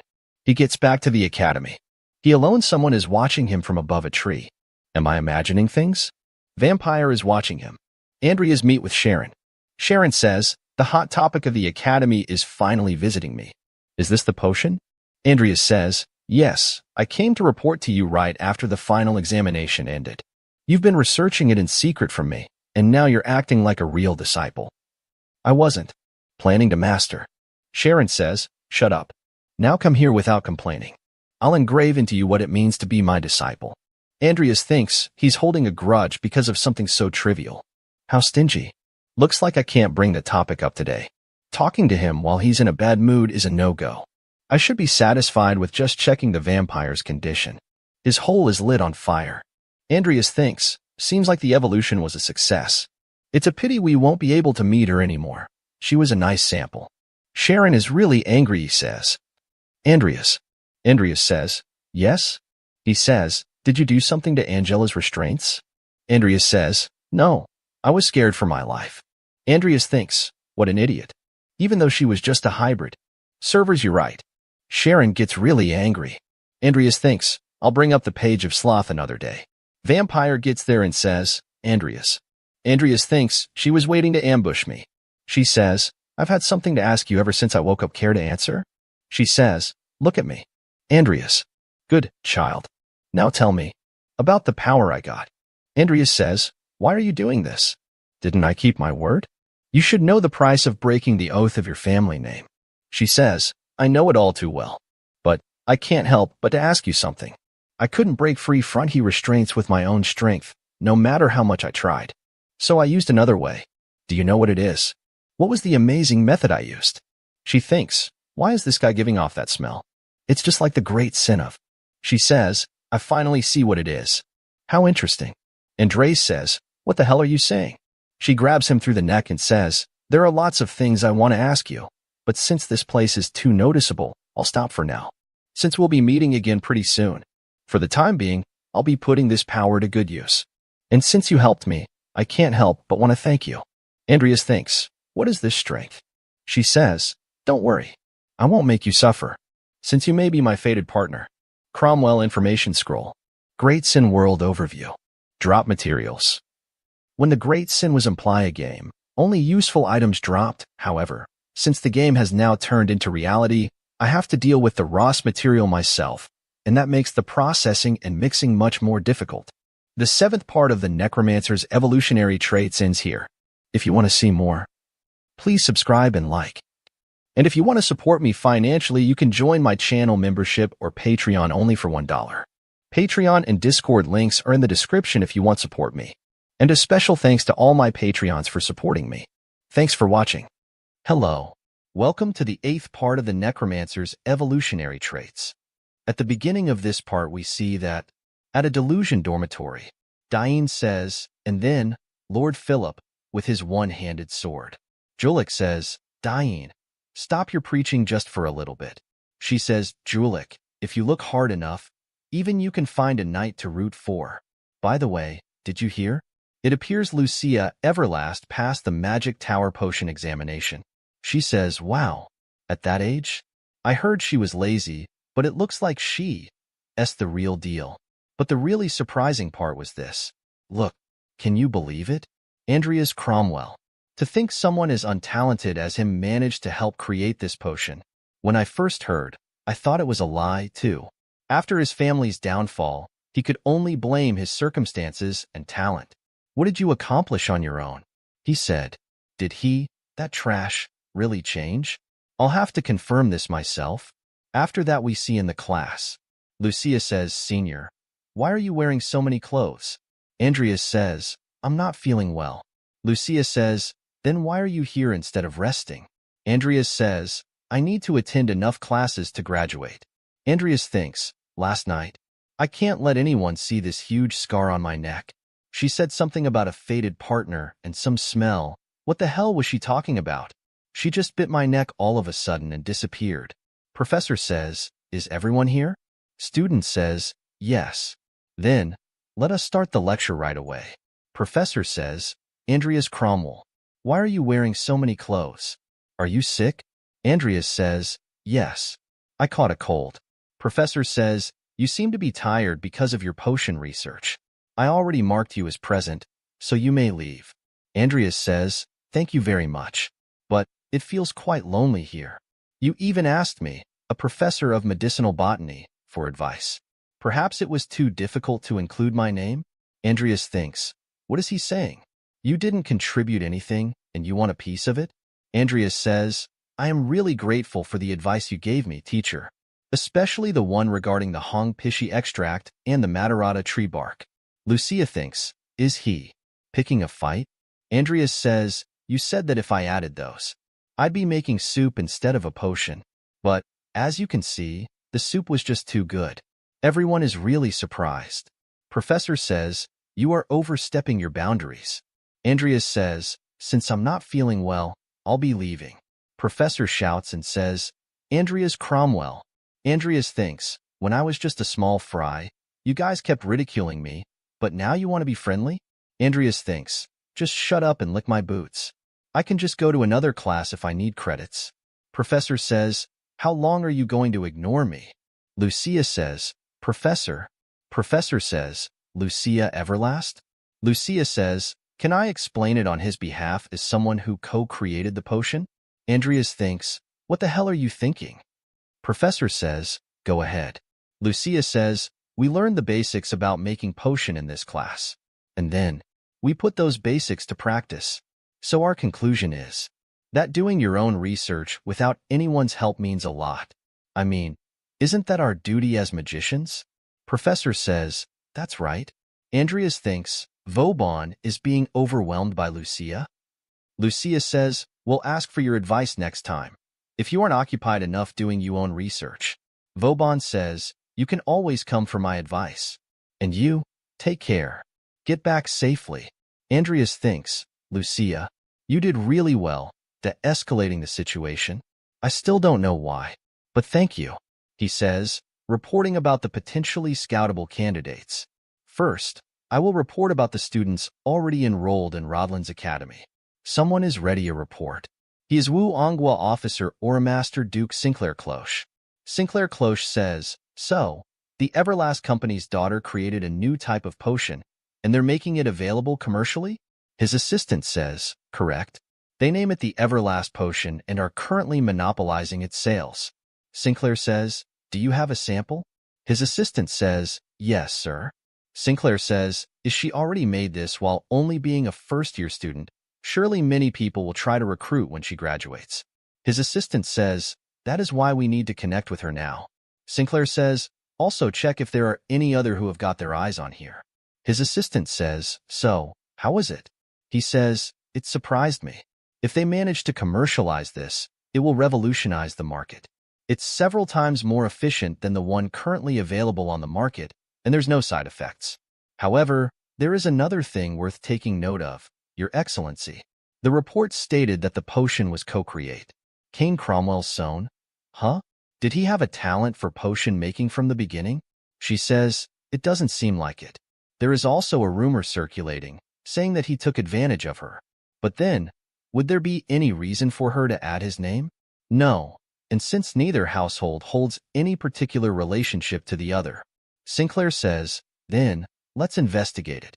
If it appears he's awakened a talent, add him to the scouting list. She says, understood. After that someone says, how's the end-of-year award ceremony going? Just as planned, Your Majesty. The Cromwell family will be demoted. Andreas Cromwell. I look forward to seeing if you are different from your father. Andreas is swinging his sword. It's 9,999 time. He's done 10,000. Andreas drinks the potion he made and thinks, without these, it'd be impossible for me to do this. The regeneration potion increases the recovery rate of my muscles, while the healing potion takes care of my fatigue. And by adding the physical reinforcement potion, I've basically created a system to train infinitely. Andreas says, it was a gamble, but evolving you was the right choice. He thinks, I stressed about it a lot at first, but after some time I decided to evolve it anyway, since the risk was low enough.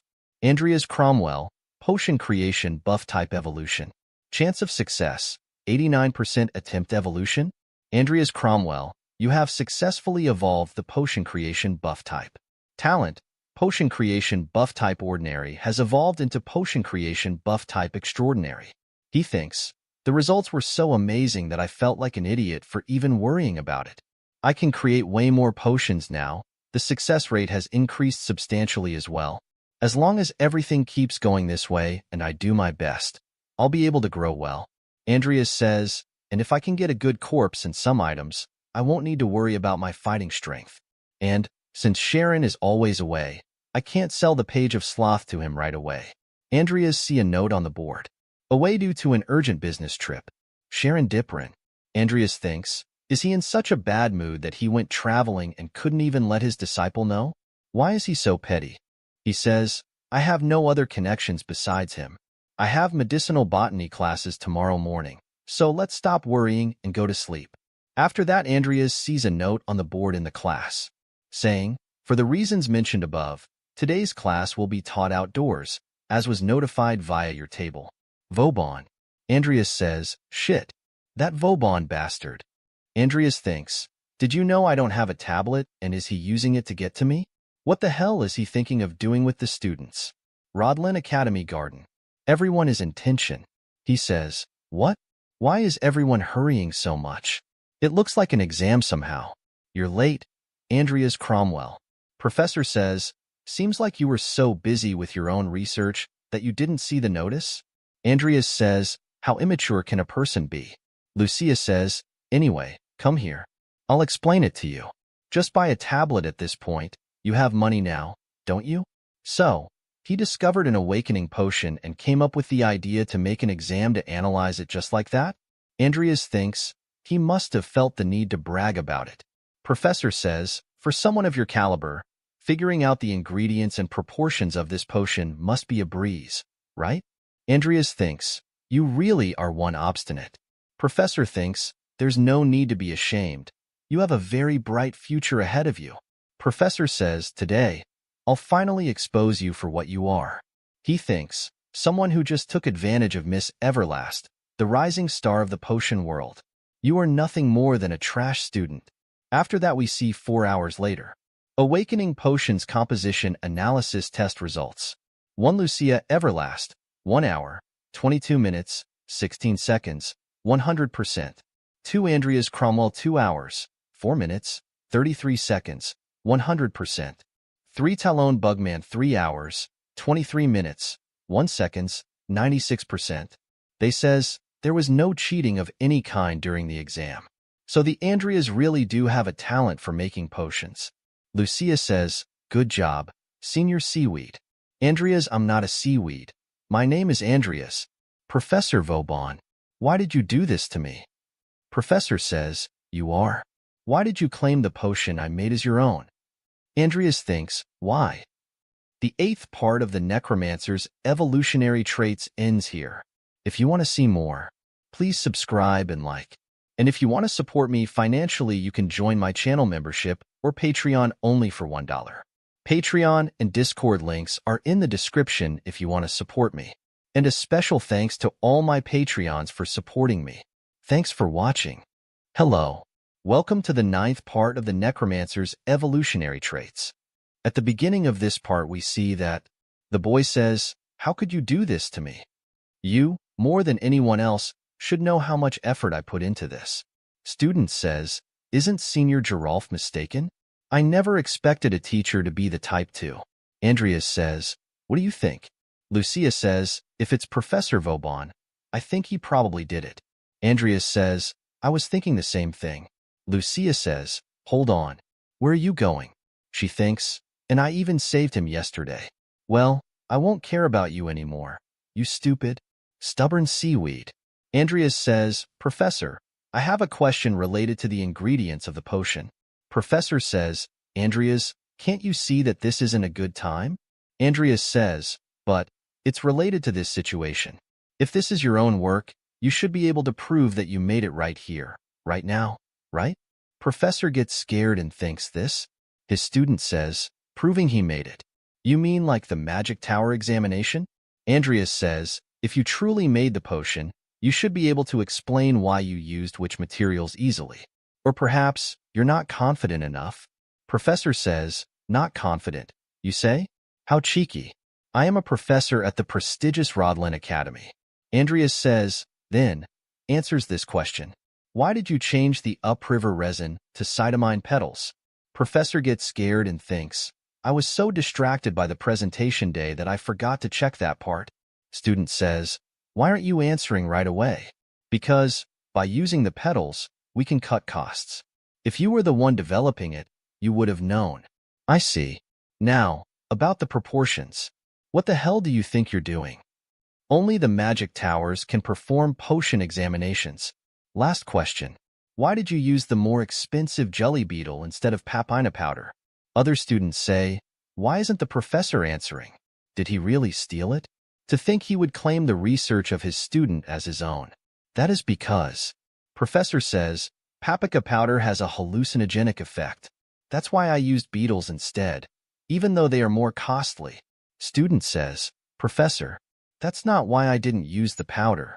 The reason was that the powder gets heated for a long time while the potion is being made, which can give the one who consumes it a stomachache. Professor says, you are wrong. It's definitely because of the hallucinogenic effect. Student says, about that, I just remembered something. You did tell me the powder had side effects, but you didn't tell me it was a hallucinogen. So could you please explain how you came up with that answer? Have you got no shame as a scientist? To think that you would go as far to steal credits from your disciple. Resign right now. They are the scammers. You two set this up, didn't you? I will report both of you to the disciplinary committee. Andreas says, he's really reached rock bottom. When a child throws a tantrum, there's no choice but to leave it to the adults. If you're so annoyed, I can ask Sir Alvin to set up a place for you to explain it to him.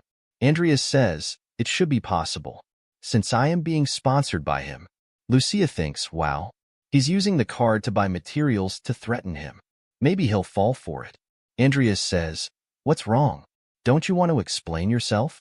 That Bart? An eagle is watching them. He thinks, this Vauban guy, since he's caused such a commotion, he'll have to pay for it. He thinks, but that brat really did his research, didn't he? He knew the theory and the ingredients behind the awakening potion. It really might be possible for him to discover a new medicine before the year ends. I'll be looking forward to it, Kane's son. After that we see at the Academy cafeteria. Lucia thinks, he actually invited me to eat together, but to think it would be in the Academy's cafeteria. Andreas says, aren't you going to eat? It's so good. She says, I will. She touches the food, and it is really hot. Andreas says, you should do it like this, rich lady. Grab it at the edge like this, then drown it in sauce. Lucia says, it doesn't matter that I'm rich. She thinks, to think that you could. He thinks, also enjoys eating in the cafeteria. Vivian says, me too. That. Here, take it. Lucia says, by the way, senior, when are you going to buy your tablet?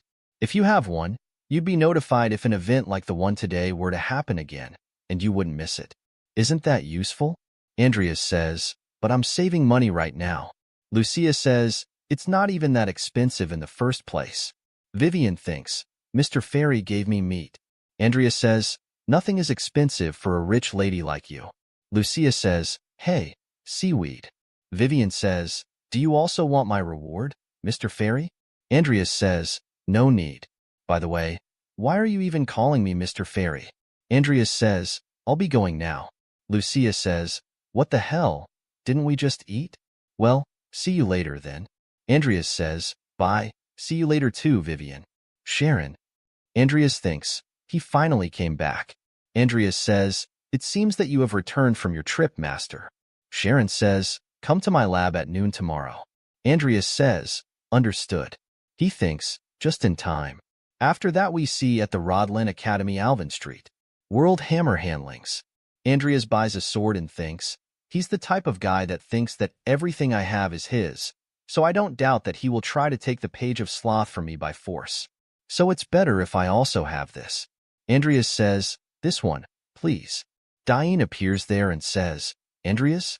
Diane says, what are you doing at a blacksmith? Andreas says, I needed a sword.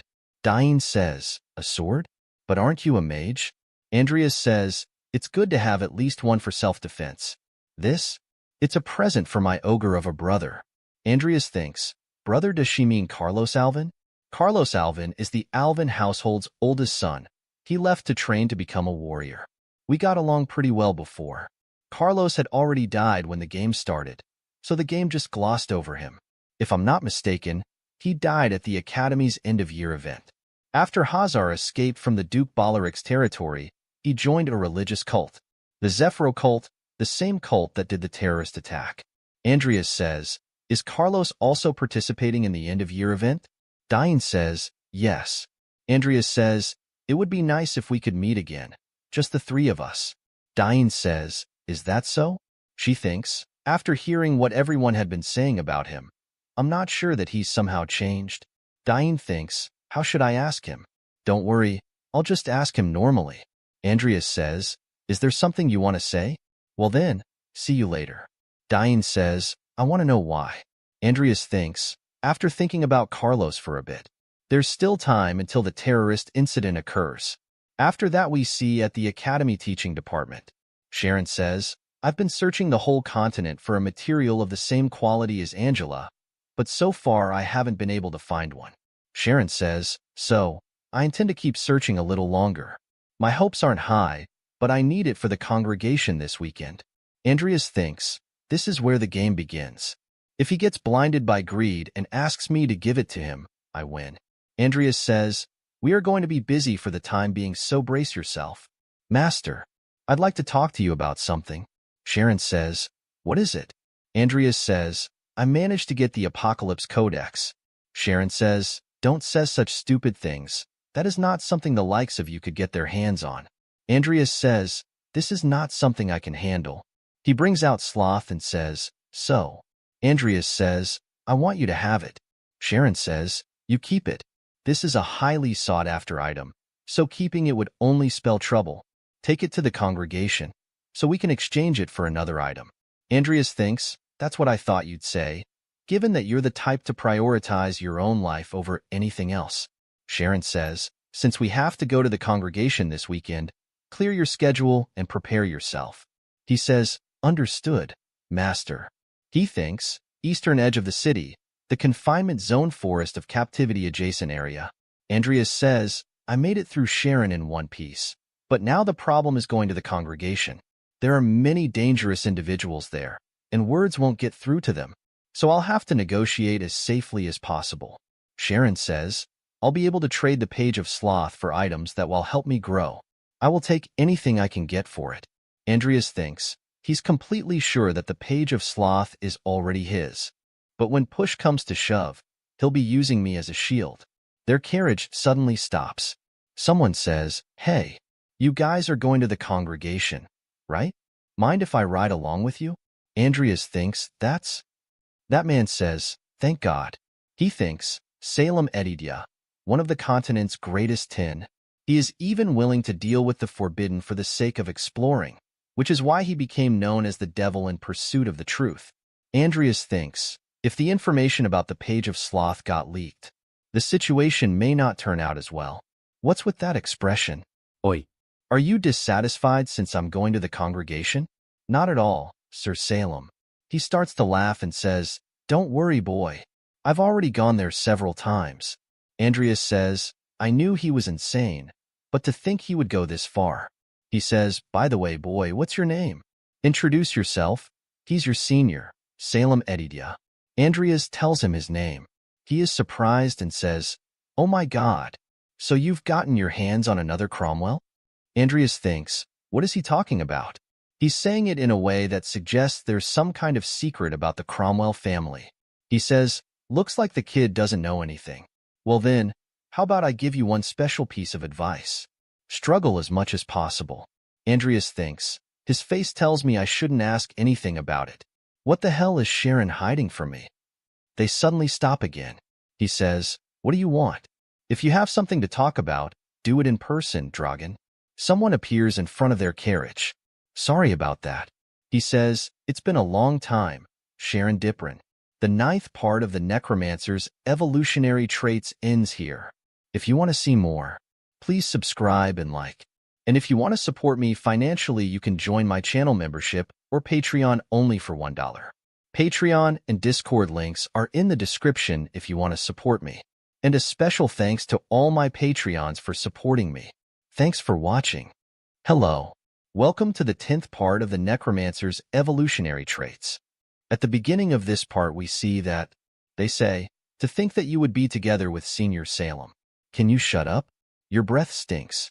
Andreas thinks, Deep Sea Dragon. He was probably trying to steal the Page of Sloth, but didn't expect us to be with Salem. Look over there. There is a really big treehouse. Sir Morshi has noticed that we have arrived and is showing us the path to the congregation. Why did he have to pick a place so high up? It's just as I expected. It seems there are some pretty greedy black mages here. Are they stupid? Trying to steal the codex while Salem is here? Now then, let's see how many black mages there are. He uses a really strong detection magic. There are a lot of black mages hiding on the trees. He says, I see. There's only about 7 of you? Well, we're done playing hide and seek. Assassin says, shit. We have been found. Everyone retreat. He says, found you. They are a lot of black mages. Sitting in the treehouse. He gets to the treehouse and says, hey, Morshi. Long time no see. It's been a while, Morshi, Jester. Morshi says, even you came. Salem. Salem says, no need to be so cold. It's thanks to me that the Page of Sloth is safe and sound. Hey boy, open the bag. Now, take a look. Morshi says, this is an emergency meeting where there's not many of us, and you still committed such an unnecessary murder? Andreas thinks, those were all intermediary and up black mages who were pretty annoying to deal with in the game, and he managed to deal with them by just releasing his magic power. Salem Edidia is truly a force to be reckoned with. Salem says, without me here, you wouldn't even be able to get a glimpse of the sloth. Morshi says, anyway, enough about the small fry, hurry up and show me the Page of Sloth. Salem says, this Andreas Cromwell brat is quite interesting. He didn't even flinch after witnessing that massacre. And he didn't hesitate when I told him to cut off their necks. What's more, he has a dual core just like me. Andreas says, what the hell are you doing? Salem says, I've taken a liking to you, boy.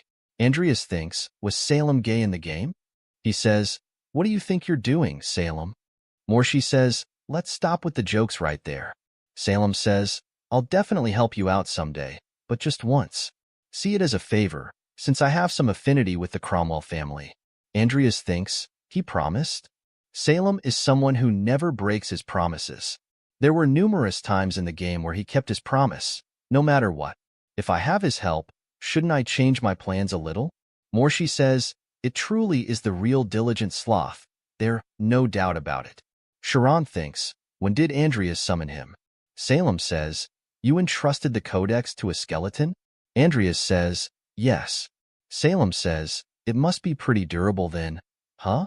Andreas says, calm down. We don't want to take any chances with those monsters. I can't hesitate, not even once. Andreas says, go back, Nickel. Skeleton disappears. Andreas brings out the sword to stab himself. Morshi says, what are you doing, Karen's disciple? Andreas says, I was the on who found the Page of Sloth, so I want my efforts to be recognized appropriately. Marsh says, you went mad with greed. Morshi. Andreas says, the Page of Sloth is in my storage, along with my skeleton. So, if I were to die, you would never be able to get your hands on the codex? Andreas says, Salem. Salem says, didn't you say you would help me out one time? Now's the time. Hurry up. I don't have much time. Salem said, you're acting this reckless just because of something I said? What if I tricked you? What would you do then? Andreas says, I'd do the best I can do, even if that means I'm going to die. To survive in this crazy world, I am willing to become crazy myself. Salem says, you really are a funny guy. I did tell you to struggle, but I didn't expect you to go this far. Salem uses Sinister l'Ancivol Serpent. If you insist, then I have no choice but to kill them all. Salem says, from now on, anyone who tries to touch Cromwell will be killed. They say, we won't touch him. Salem said, and if anyone dares to question this later, I'll find you and kill you. Marsh says, "You're really going to fight us over a kid like that? Are you serious?" Salem says, "You know what I'm like. I wouldn't tell a lie like this." They say, "Are you kidding me, Salem?" He says, "God damn it. Do I have to repeat myself again?" Everyone gets really scared. One of them says, excited. Marsh says, "It can't be helped." "What is it you want?" Karen's disciple. Andreas says, "Thank you for waiting." Marsh says, "Tell us what you want." He says, "Could you please tell me what I can get for it?" Marsh, how ridiculous. You don't even know what you want. Take 5 from this list. Choose carefully. I reckon there are corpses on here, too. Corpses, huh? Andreas says, "It's the congregation. So they must have some good corpses. The former fairy queen, Mylene, and the Tiger King, Timer. He thinks they're first-class material. I must get them." They says, "Jester, those corpses have already been sold to Morn. If you give them to him, Morn will be furious." Andreas thinks, Morn. Are they saying those corpses have been bought by the leading figure of necromancy? If I mess with him, things will get problematic. I have to give up. Morn say, "I do not mind. Take it." How generous. Sharon says, Andreas doesn't have the ability to handle those corpses yet. I said I do not mind, Sharon. You there. The corpses are in my subspace bag. Take the whole bag with you. He thinks, I have no idea why Morn is being so generous, but I can't let this opportunity pass. Andreas says, "I'm grateful for your generosity, sir. Now then, I will select the rest of the items, including the corpses." Sharon says, "Damn it. I should have brought the page of sloth here by myself." Take it. There are a lot of stuff. Salem says, "Kid, there are better things in there. Are you sure you want those?" Andreas says, "For me, these are very valuable." He thinks, I can make a total of 4 patients with these, but they're worth several 100,000,000 wills. I also ended up picking out ingredients for Lucia's cure. Marsh says, "Now, hand over the page of sloth." Andreas gives off the page of sloth. Salem says, "Get ready to go." Salem grabs Andreas and starts to run away. They after them. Andreas says, "They were planning to get rid of me once I gave them the page of sloth, right?" Salem says, "A promise is a promise. I'll take you to a safe place." Andreas says, "I would like to go back to the academy. Please take me to the nearest train station." The academy. Rodlin. He says, "Yes. Does Bart know you're a black mage? If he did, I wouldn't be alive, would I?" Salem says, "Fate is a curious thing, isn't it? Well, you'll figure it out when the time comes." Andreas says, "What on earth are you talking about?" He says, "As I told you on the way here. Just keep struggling, that's all. As long as you can survive. Then you'll find out who you are." Andreas brings out Timer's corpse and says, "To think that something this big could fit into it. The subspace bag is really handy. I had no choice but to summon Nickel as a skeleton. But for these two, it would be better to increase my necromancy levels and turn them into high-level summons. I'll keep them in there for now." He puts them back into the subspace. Andreas says, "And now." He sees a book. System says, Morn's Black Magic Tome, a high-level skill book written personally by Morn. Andreas thinks, a gift from Morn? It contains a lot of knowledge that I couldn't get at Karen's library. If I read this, I'll be able to turn the corpses I got today into high-level summons. Won't I? What now? System says, Skeleton Soldier Legendary's evolution probability, 100%. There are 66 possible divergences of evolution. Do you want to evolve? He thinks, I was wondering when I'd be able to evolve him, but it seems it's finally time. The fact that the status window appeared right after I gave the page of sloth away. Looks like the codex had an effect on the evolutions, but worrying about it won't give me answers, so no point in even thinking about it. And it says 100%, so let's evolve it first. Andreas thinks, he doesn't seem to suffer like a vampire. Maybe it's because he's undead. Someone knocks on the door. He puts everything back into subspace. Lucia says, Senior, do you have a moment? Salem is talking to Morn and says, Gramps Morn, can I ask you something? Morn says, ask away. Salem say, the reason you gave me the information about the sloth, it's because you needed someone to protect Andreas, am I right? Salem starts to laugh. Says, was that a yes? Well, You took such good care of Cain, and even his son too. No, wait. He was forced onto you by the Empire, wasn't he? And it was hard to teach him because he had no talent. Morn says, Salem. Do you know the origins of necromancy? Salem says, why the sudden question? Necromancy is the pursuit of immortality. No more precisely. Necromancy is the pursuit of immortality for those you love. If 'twas born of the obsession to keep the loved ones with you for Eve. What now? An old man's tale. Maybe, Salem says, aren't you also a sage? You should understand what I'm saying. Morn says, leaving it to my imagination. Looks like you got another tie to the Cromwell family, besides that Cain.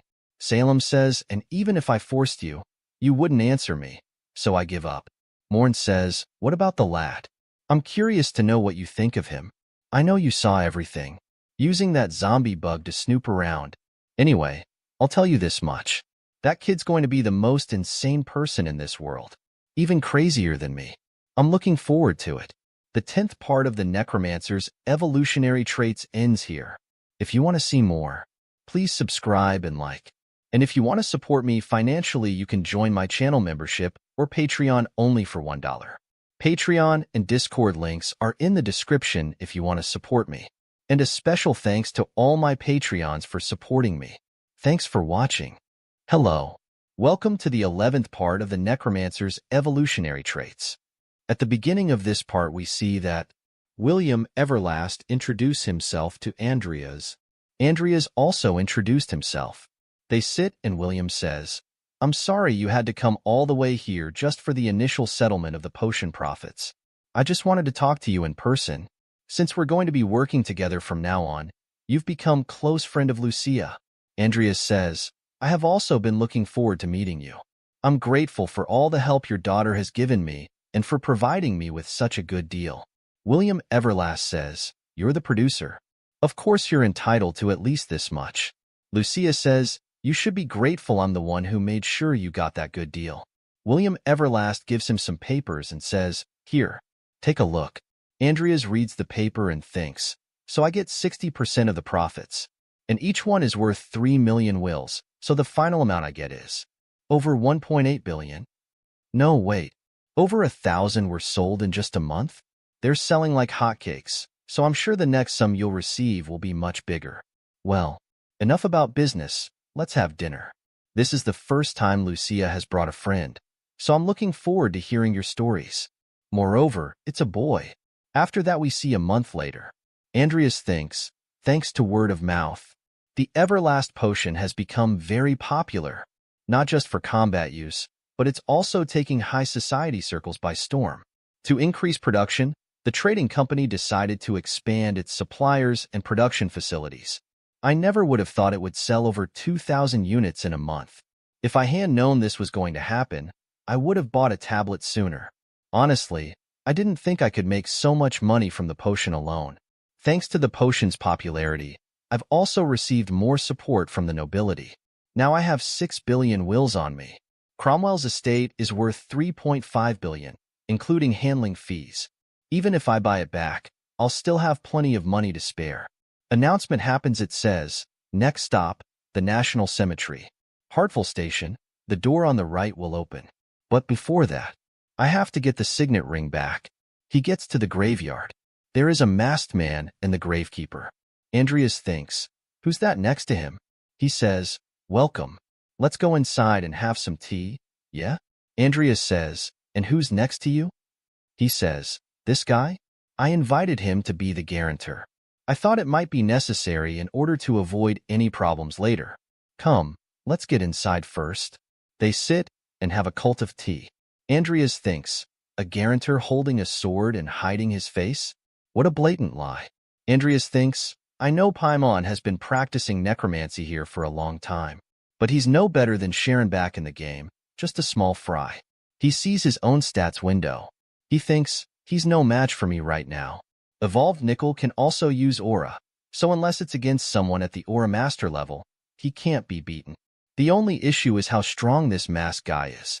Maybe I should have released the energy in my Danteon. I thought holding back just before that would be enough, but now I'm not sure. Paimon gives him tea and says, here. I ordered this tea from a guy I know in the congregation. It's pretty good. I'd like to talk about the signet ring rather than the tea, if you please. Paimon says, so impatient. Andreas says, the corpse I bought from you is mediocre, but since you've been so accommodating, in exchange, I'll give you 5 million wills. Paimon says, look at you. You've become so great without me noticing, haven't you, Andreas? And generous, too, despite being rotten. You're still a count, but that's a tad harsh, isn't it? The price of secrecy isn't that cheap. Andreas says, are you saying I should pay more? So typical of a villain. Paimon says, don't worry. I mean to trade it for the stuff you got at the congregation. I heard you got a lot of stuff. All you have to do is give me some of it. How's that? Not a bad deal for you, right? Andreas drinks tea and says, well, I appreciate the offer. Let me be clear. 5 million wills. No more than that. Paimon gets angry and says, hey brat, you don't sound like you get what I'm saying. Andreas says, no. I know exactly what you mean. I know you never intended to make a fair deal in the first place. Masked Man says, Paimon, I think we're done here. Andreas calls Nickel and says, sure. I was getting a little tired of all this charade. By the way, I just have one question. Status window appears saying, Sloth Phantom Legendary Nickel Life Hill, Undead Tier 5. Traits, Self-Awareness Mastery, Sword, Spectral Form Sloth? Paimon says, do you really think you can beat me? I'll throw in extra money on top of what I promised you. Cut that shit up right now. And take his stuff. Nickel appears behind Paimon. Masked Man blocks the attack. Andreas is calm and watching the fight. Masked Man throws his coat with sticky bombs in it. Andreas thinks, sticky bombs, huh. I used to use those a lot in the game. Not only did he stop Nickel, but he also kept me in check. He's no ordinary man. Nickel gets hit. Nickel grabs the Masked Man from his feet and throws him, and uses sword aura. Andreas thinks, Nickel imbued his sword with an aura. After evolving and gaining a Danteon, it's not surprising to see that Nickel can use aura, but is the enemy really that tough? Who the hell is that guy? They both start to fight. Nickel gets pierced through the head. Nickel hits him in the face. He goes flying. Paimon grabs the Masked Man. He says, cough. Damn it. Paimon says, what are you doing, Dan? If you want the money, start pushing yourself harder. Andreas thinks, that bastard. He summoned the undead while I was distracted. Paimon says, that guy must be a phantom. Looks like you managed to get a nice corpse from the congregation. Paimon summons a lot of undeads and says, but let's see how long you can last against my finest. Don't you forget that we're standing on top of a mountain of corpses. Andreas thinks, we're completely surrounded. Nickel, let's split up for now. When the moment is right, we'll take Paimon's back. Andreas breaks the window and come out and starts to kill the undeads. But there are a lot of them. Andreas uses an earth shield. There's no end to them. Andreas uses stone spears. There are some archers.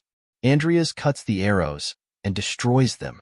Paimon says, what useless bunches, it's just one kid. Nickel tries to attack Paimon from behind. Masked Man blocks it. Masked Man put a sticky bomb on Nickel. Andreas is fighting them and thinks, shit, I don't even have the time to use the recovery potion. At this rate, things could get really bad. He gets really tired and thinks, where's Nickel? My whole body's going numb. It's as if every muscle in my body is being torn apart. He thinks, until Nickel is back. Can I hold on? An undead is about to hit him. Andreas barely blocks it. He gets hit and thinks, no way. Am I going to die here? At the hands of a mere skeleton knight? If I die here, what will happen to Amy? What about Lucia's illness? And Vivienne? I finally have a reason to live. I can't die like this. System says, through continuous training, talent, and fierce combat, Aura has been awakened. Danteon has been activated. Aura can now be used. Due to the dual core trait, both mana and aura can now be used simultaneously. Andreas thinks, I'm going back to where I belong. Achievement, Second Awakening has been achieved. The 11th part of the Necromancer's Evolutionary Traits ends here. If you want to see more, please subscribe and like. And if you want to support me financially, you can join my channel membership or Patreon only for $1. Patreon and Discord links are in the description if you want to support me. And a special thanks to all my Patreons for supporting me. Thanks for watching. Hello. Welcome to the 12th part of the Necromancer's Evolutionary Traits. First of all, if you want to watch more recaps, subscribe to my second channel. Link is in the description. At the beginning of this part, we see that Andreas is injured and barely standing. Paimon is at the tip of Nickel's sword. Andreas asks about the ring.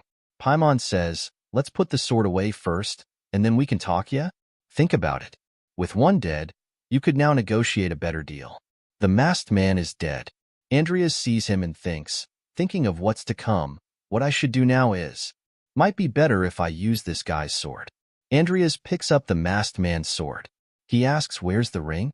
Paimon says, wait, easy. Andreas cuts his hands and starts talking. I have no interest in discussing this with you any longer.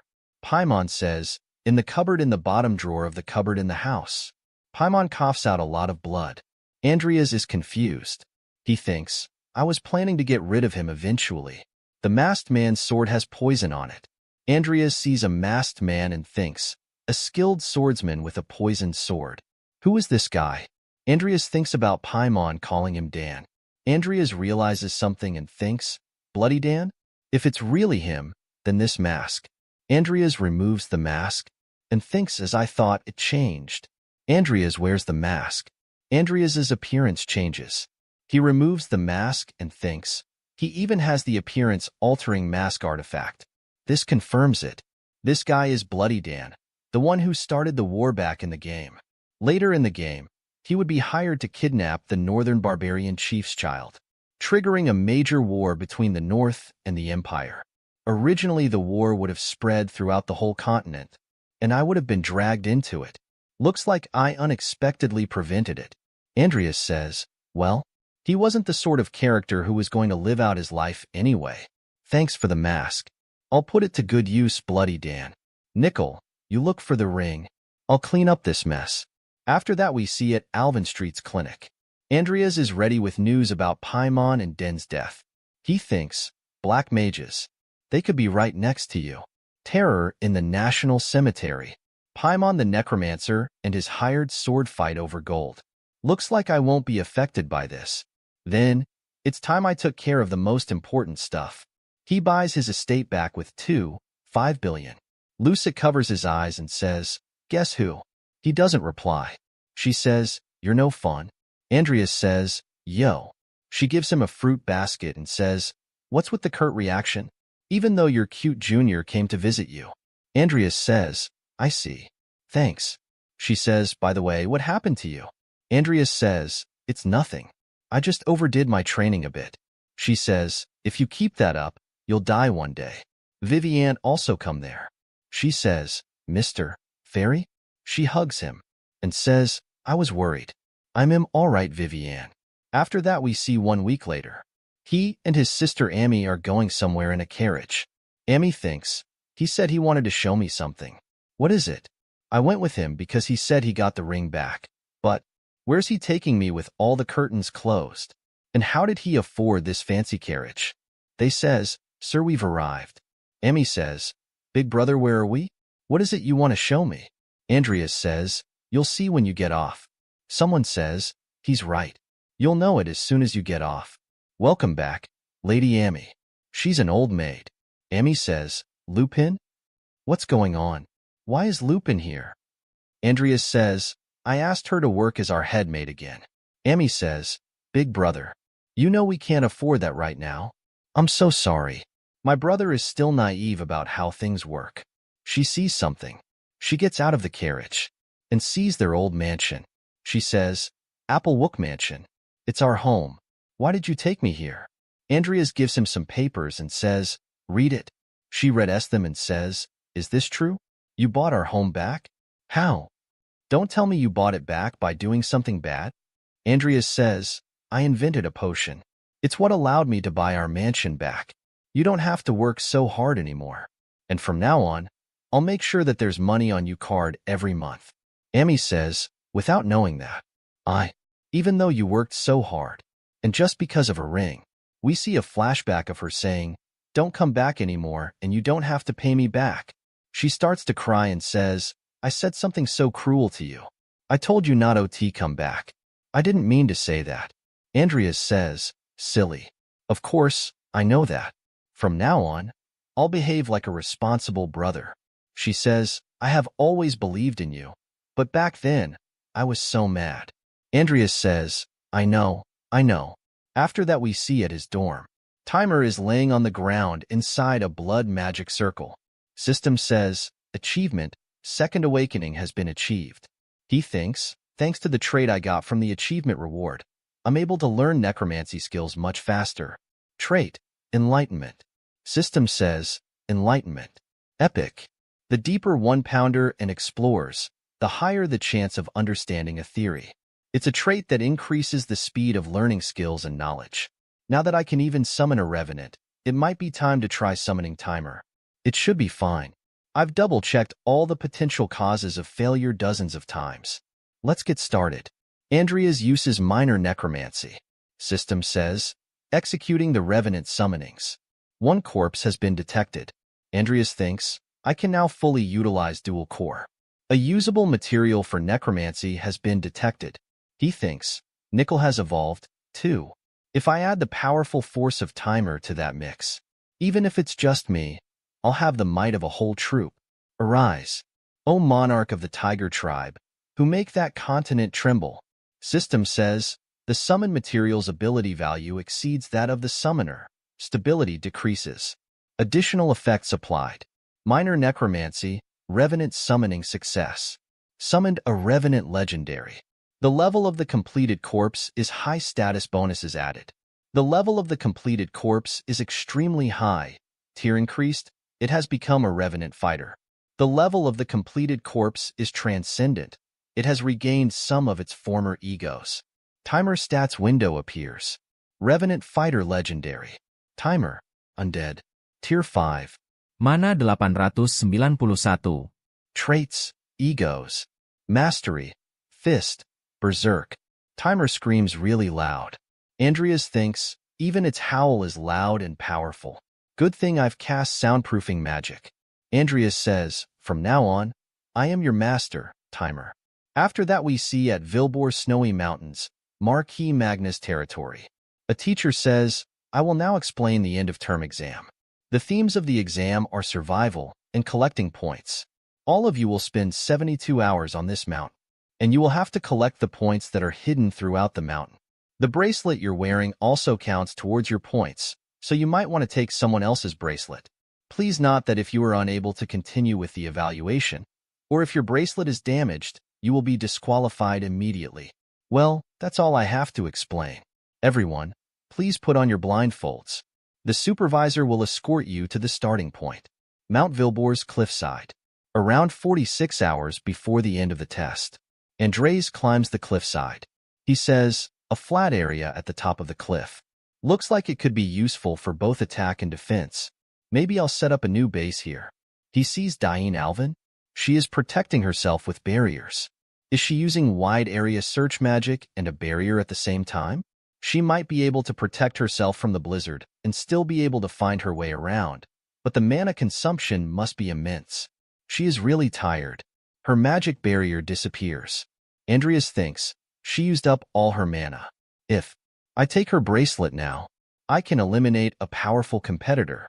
But if I had Diane's support, I could easily get the top score. Diane says, who's there? Don't move.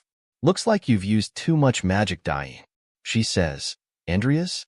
Andreas says, magic is useful, but if you use it recklessly in an environment like this, you'll get yourself into trouble.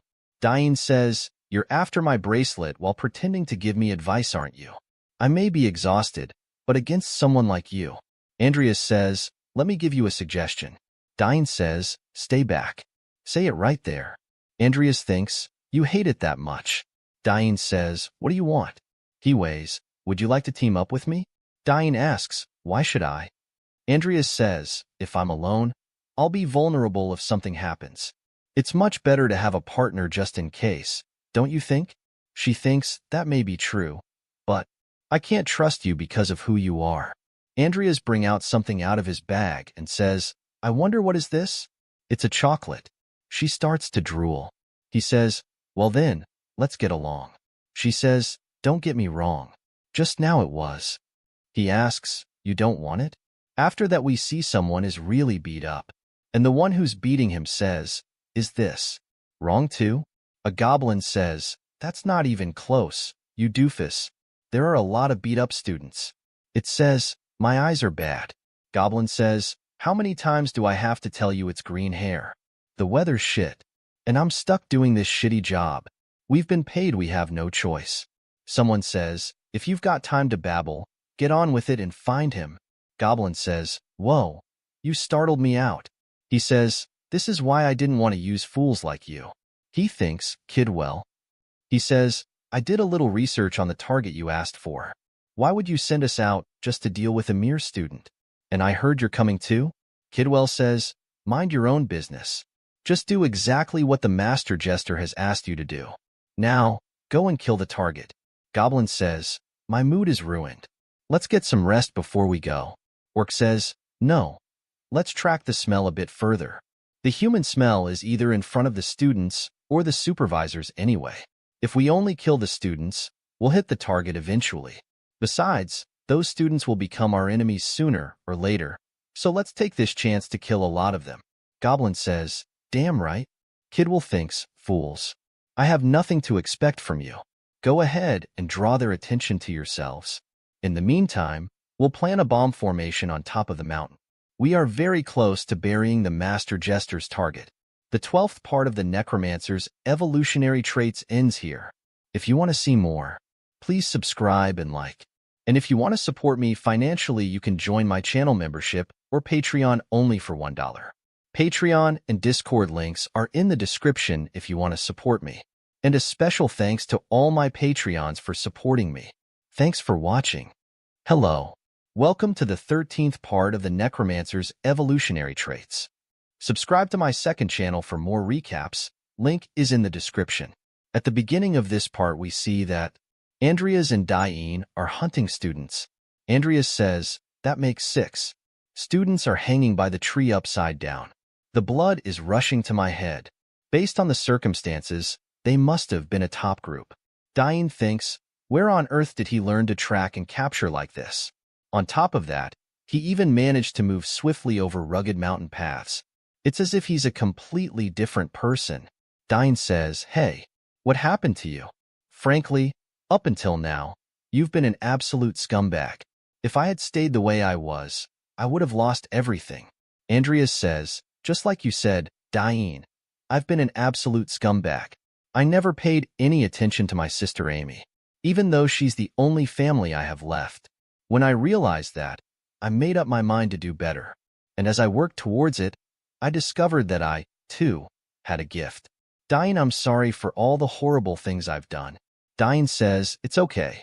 Andreas says, well, shall we go then? Let's aim for the top. Diane says, yes. The team leader from midterm exams is watching them and thinks, you didn't even blink when you killed someone during the Balleric case. He was a scumbag, but recently he changed for the better. How can someone who's been living like a fool become like that just because he had a change of heart? Andreas Cromwell. What an interesting lad. Diane says, how long until we reach the point location? Andreas says, probably about 3 minutes. He thinks, you can collect points by taking the bracelets of other students. Or you can collect them by capturing the point objects marked on the map. Andreas says, Diane, get ready for an enemy attack. Goblin and Orc says, seriously? More brats showed up. Orc say, I missed? Goblin says, your eyes sure are shit. Andreas says, there. Diane gets to him and says, Andreas, are you alright? Andreas says, I'm fine, but things don't look good here. Diane says, what happened here? Rejoice Mantos. Goblin says, green hair. That's him. It was with the weight. Andreas says, you know me? Orc says, don't be a stranger. We came here to see you, yeah? Let's kill him and get the hell out of here. Andreas says, if you want me, let the others go. Let's talk somewhere more private. Diane says, are you crazy? Let's fight them together. Andreas says, some of them are still alive. Please take care of them until the overseers arrive. She says, but. Andreas says, it's okay. I'm confident I can win. Goblin says, win? Against use. What are you, stupid? Sure. Come. Suits us just fine. She thinks, Andreas. Andreas says, around here is good enough, right? Orc says, yeah, no one's gonna notice if we make a loud noise here. All we have to do is cut off his head so it can be recognized, right? Yeah. Let's get this over with and cut ties with that guy. Got that? Well, let's see how good you are. Don't forget about me. Orc attacks. Or says, what the hell? You're not a wizard. Andreas cuts his axe and says, Mantos and Glau, am I right? You better drop the prejudice that wizards can't use swords. Glau says, how do you know our names? Andreas says, well, I'll tell you if you tell me who from the congregation sent you. Glau says, this looks like bad news, Mantos. Mantos says, shit. Andreas bring out nickel timer. Andreas says, even if you don't want to, you'll be talking to me soon enough anyway. Mantos says, looks like we've been fooled. Kidwell, you bastard. Andreas says, gauntlet? Andreas says, nickel. Wait. Andreas says, you can cut down anyone who tries to run away. Glau says, you cheeky little shit. Mantos says, it's not over yet. Andreas thinks, let's try combining my skills from back when I was still Makoto Kaneshiro with the combat prowess skill here. Glau says, let me teach you how to use a dagger. They start to fight. Mantos is down. Andreas says, don't tell me you're done already. He thinks, combat prowess. It's working. They haven't had a chance to play yet. Thought. After that we see Diane says, well then, I'll leave them all in your care. She says, we're all well aware of your abilities and standing at the academy, but I think it would be best if we work together. Andreas thinks, some of them are still alive. Please take care of them until the overseers arrive. Diane says, I can't just stand by and let any more casualties happen. She says, all right, we'll follow you as soon as we can. I'm sure you stay out of their sight. Diane says, yes. Mantos is down. Andreas says, I suggest you start talking now. Who is it? Who sent you to? Mantos says, just kill me already. Andreas says, nickel. My sword. Andreas say to him as you wish. I have other ways to find it out, so there's no need to waste your breath. Glau says, it's Jester. Jester Rubin sent us. We don't owe a damn thing to anyone who treats us like animals, Mantos. I'll tell you another thing. He sent more than just the two of us. He thinks, I knew someone from the congregation had to be behind all this, but I didn't expect it to be Jester. He thinks of Salem says, if anyone dares to question this later, I'll find you and kill you. Andreas thinks, if Jester acted despite Salem's threats, that means he's confident he won't be found out if he eliminates me. That's probably why these two are making such a big ruckus. Andreas asks where's the other? Glau says, who knows? But even they wouldn't want to make an enemy of Rod Lin. So, a landslide? Maybe they're preparing something like that? That Jester. Looks like he wants to eliminate me by making it look like an accident. He's trying to create an alibi to avoid being hounded by Salem and Rod Lin. Huh. Glau says, let's get the hell out of here, Mantos. We're gonna get dragged into this. Andreas says, you think you can leave just like that? After killing all those students? Who said I'll let you two live? Diane thinks, I've almost reached the summit. But where on earth is Andreas? A magic circle appears. There are a lot of mages attacking Diane. She thinks, they're not the ones from before. Who are you people? Kidwell is also there and says, guess you're no run-of-the-mill brat? Huh? She says, you attack me out of the blue and won't answer my questions. Don't blame me if I kill you. He is really surprised and says, double chanting? She mixed the snowstorms with ice magic. She says, disappear. Kidwell uses a barrier magic and says, dodge it, you fools. What a frightening control of mana despite your age. He thinks, but even so, she's just a brat. How amusing. I'll play with you until our business is done. She is really surprised and thinks, black magic. She feels something and thinks, what is this presence? Diane is using a barrier and thinks, at this rate, my mana is going. Kidwell turns into a monster, behold. This is what I call a difference in experience. Difference in the experience? All you are doing is just adding an extra head on top. You little. I'm going to rip you to pieces. Diane says, threatening me like that only makes you more ridiculous. Old man. He says, playtime's over. Her nose starts to bleed. Andreas appears wearing the appearance-changing mask. He says, a mercenary hired by Rodlin. I'll take it from there. Now hurry up and run. She says, mercenary? You know up out of the blue and think you can take on these guys by yourself. Are you out of your mind? His goal isn't to get rid of you or me. Andreas thinks, I can't call Nickel and Timer out now. He wants to start a landslide in this whole area. So hurry up and go. Bastard, who are you? Why do you know that? Andreas says, why would I tell that to someone who's about to die? You insolent fool. They starts to fight. Diane is really surprised and she thinks, so fast. Watch out. The 13th part of the Necromancer's Evolutionary Traits ends here. If you want to see more, please subscribe and like. And if you want to support me financially, you can join my channel membership or Patreon only for $1. Patreon and Discord links are in the description if you want to support me. And a special thanks to all my Patreons for supporting me. Thanks for watching. Hello. Welcome to the 14th part of the Necromancer's Evolutionary Traits. A special thanks to my channel members for supporting me. And if you want to support, you can join my channel membership or Patreon for as low as $1. Thank you very much. Let's begin. At the beginning of this part, we see that Kidwell uses an energy attack. Diane says, watch out.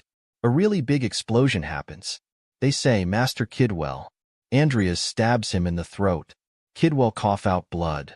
Monster is still moving and attacking Andreas. Diane asks him, are you all right? He says, stay back. Andreas thinks, the host should be dead already. But it's still moving.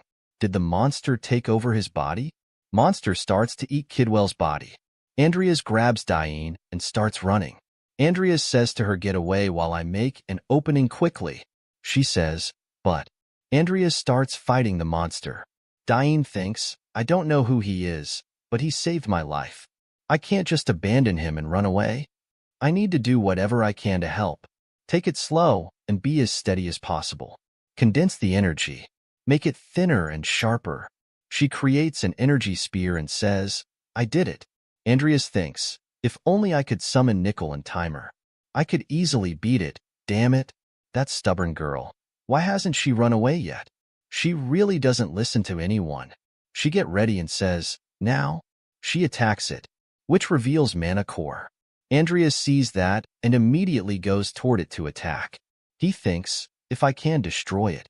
Monster attacks him, and he barely blocks it. He thinks, that was close. I was too hasty. Monster is killing all the Kidwell's people. Diane thinks, it's attacking its own? Why?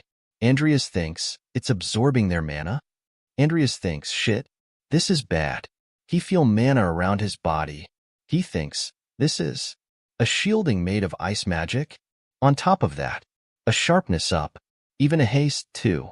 He sees toward Diane and thinks, that girl. He's using all her remaining mana for these.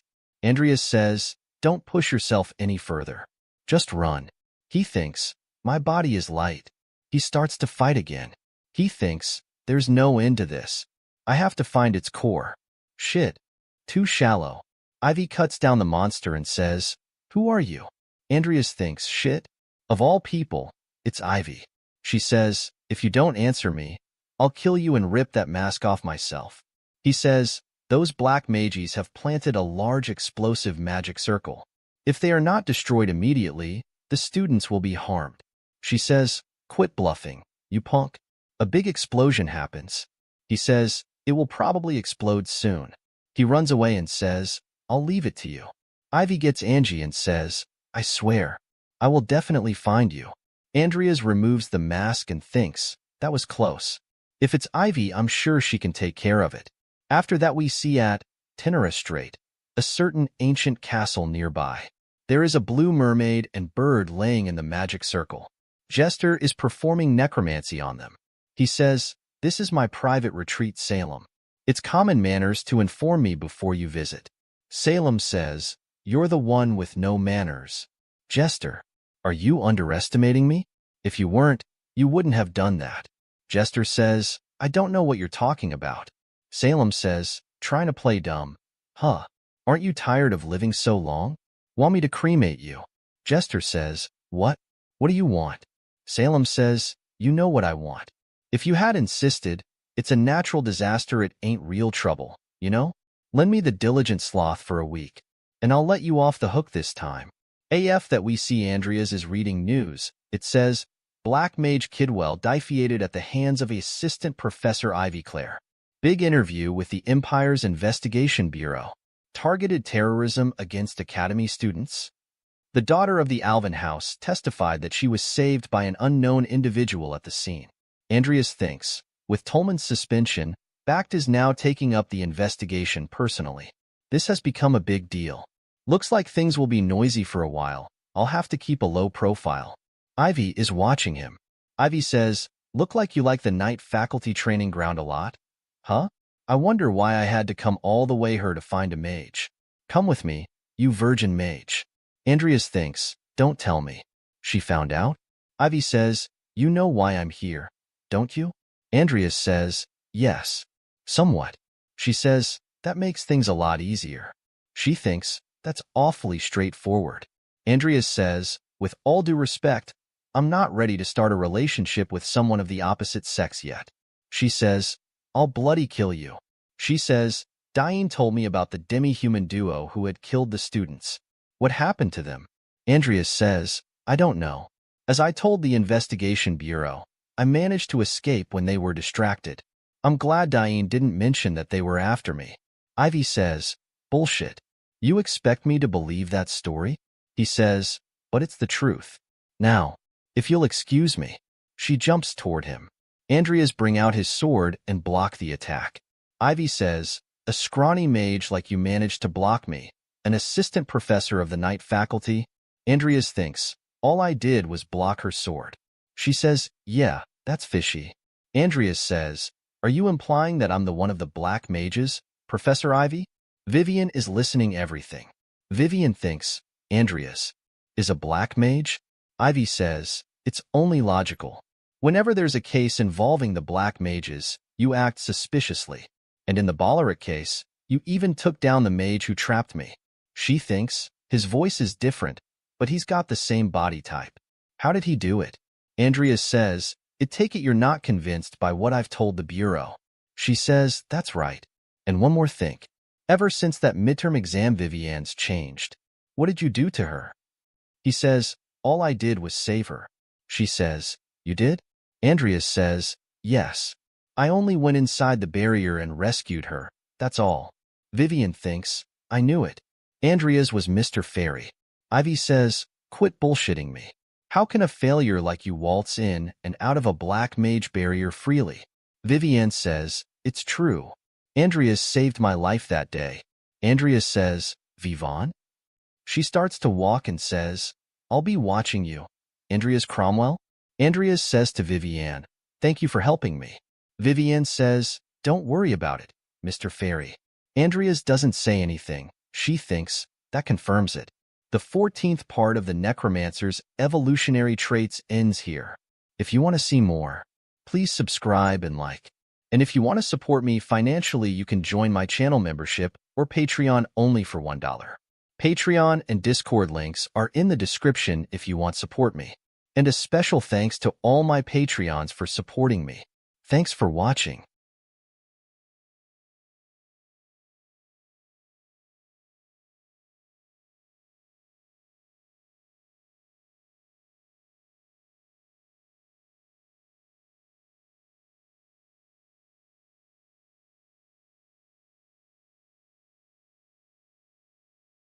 Hello. Welcome to the 15th part of the Necromancer's Evolutionary Traits. A special thanks to my channel members for supporting me. And if you want to support, you can join my channel membership or Patreon for as low as $1. Thank you very much. Let's begin. At the beginning of this part, we see that Amy is working. Headmaid says, Lady Amy, we've finished cleaning up the mansion. Amy says, thank you. It must have been hard, seeing how long it has been abandoned. She says, not at all. However, we thought it would not be appropriate for us to enter the study that the previous family head had used. Perhaps Lady Amy could have a look at it first. She gets up and says, yes, I'll check it now. She is standing in front of the study room. She thinks, Father's studies. I remember being scolded a lot when I hid here to play hide and seek with my brother. She opens the door and says, it feels like ages ago. Everything is ruined inside the room. She says, wow, what a mess. Well, there was no one here to look after it. She sees a picture. After that we see at Welton Territory. Andreas is riding a train and says, aren't you being a bit indiscreet, Master Salem? Salem is sitting in front of him and says, what? Andres says, for the continent's greatest black magician to turn up in a public place like this. Salem says, you brat.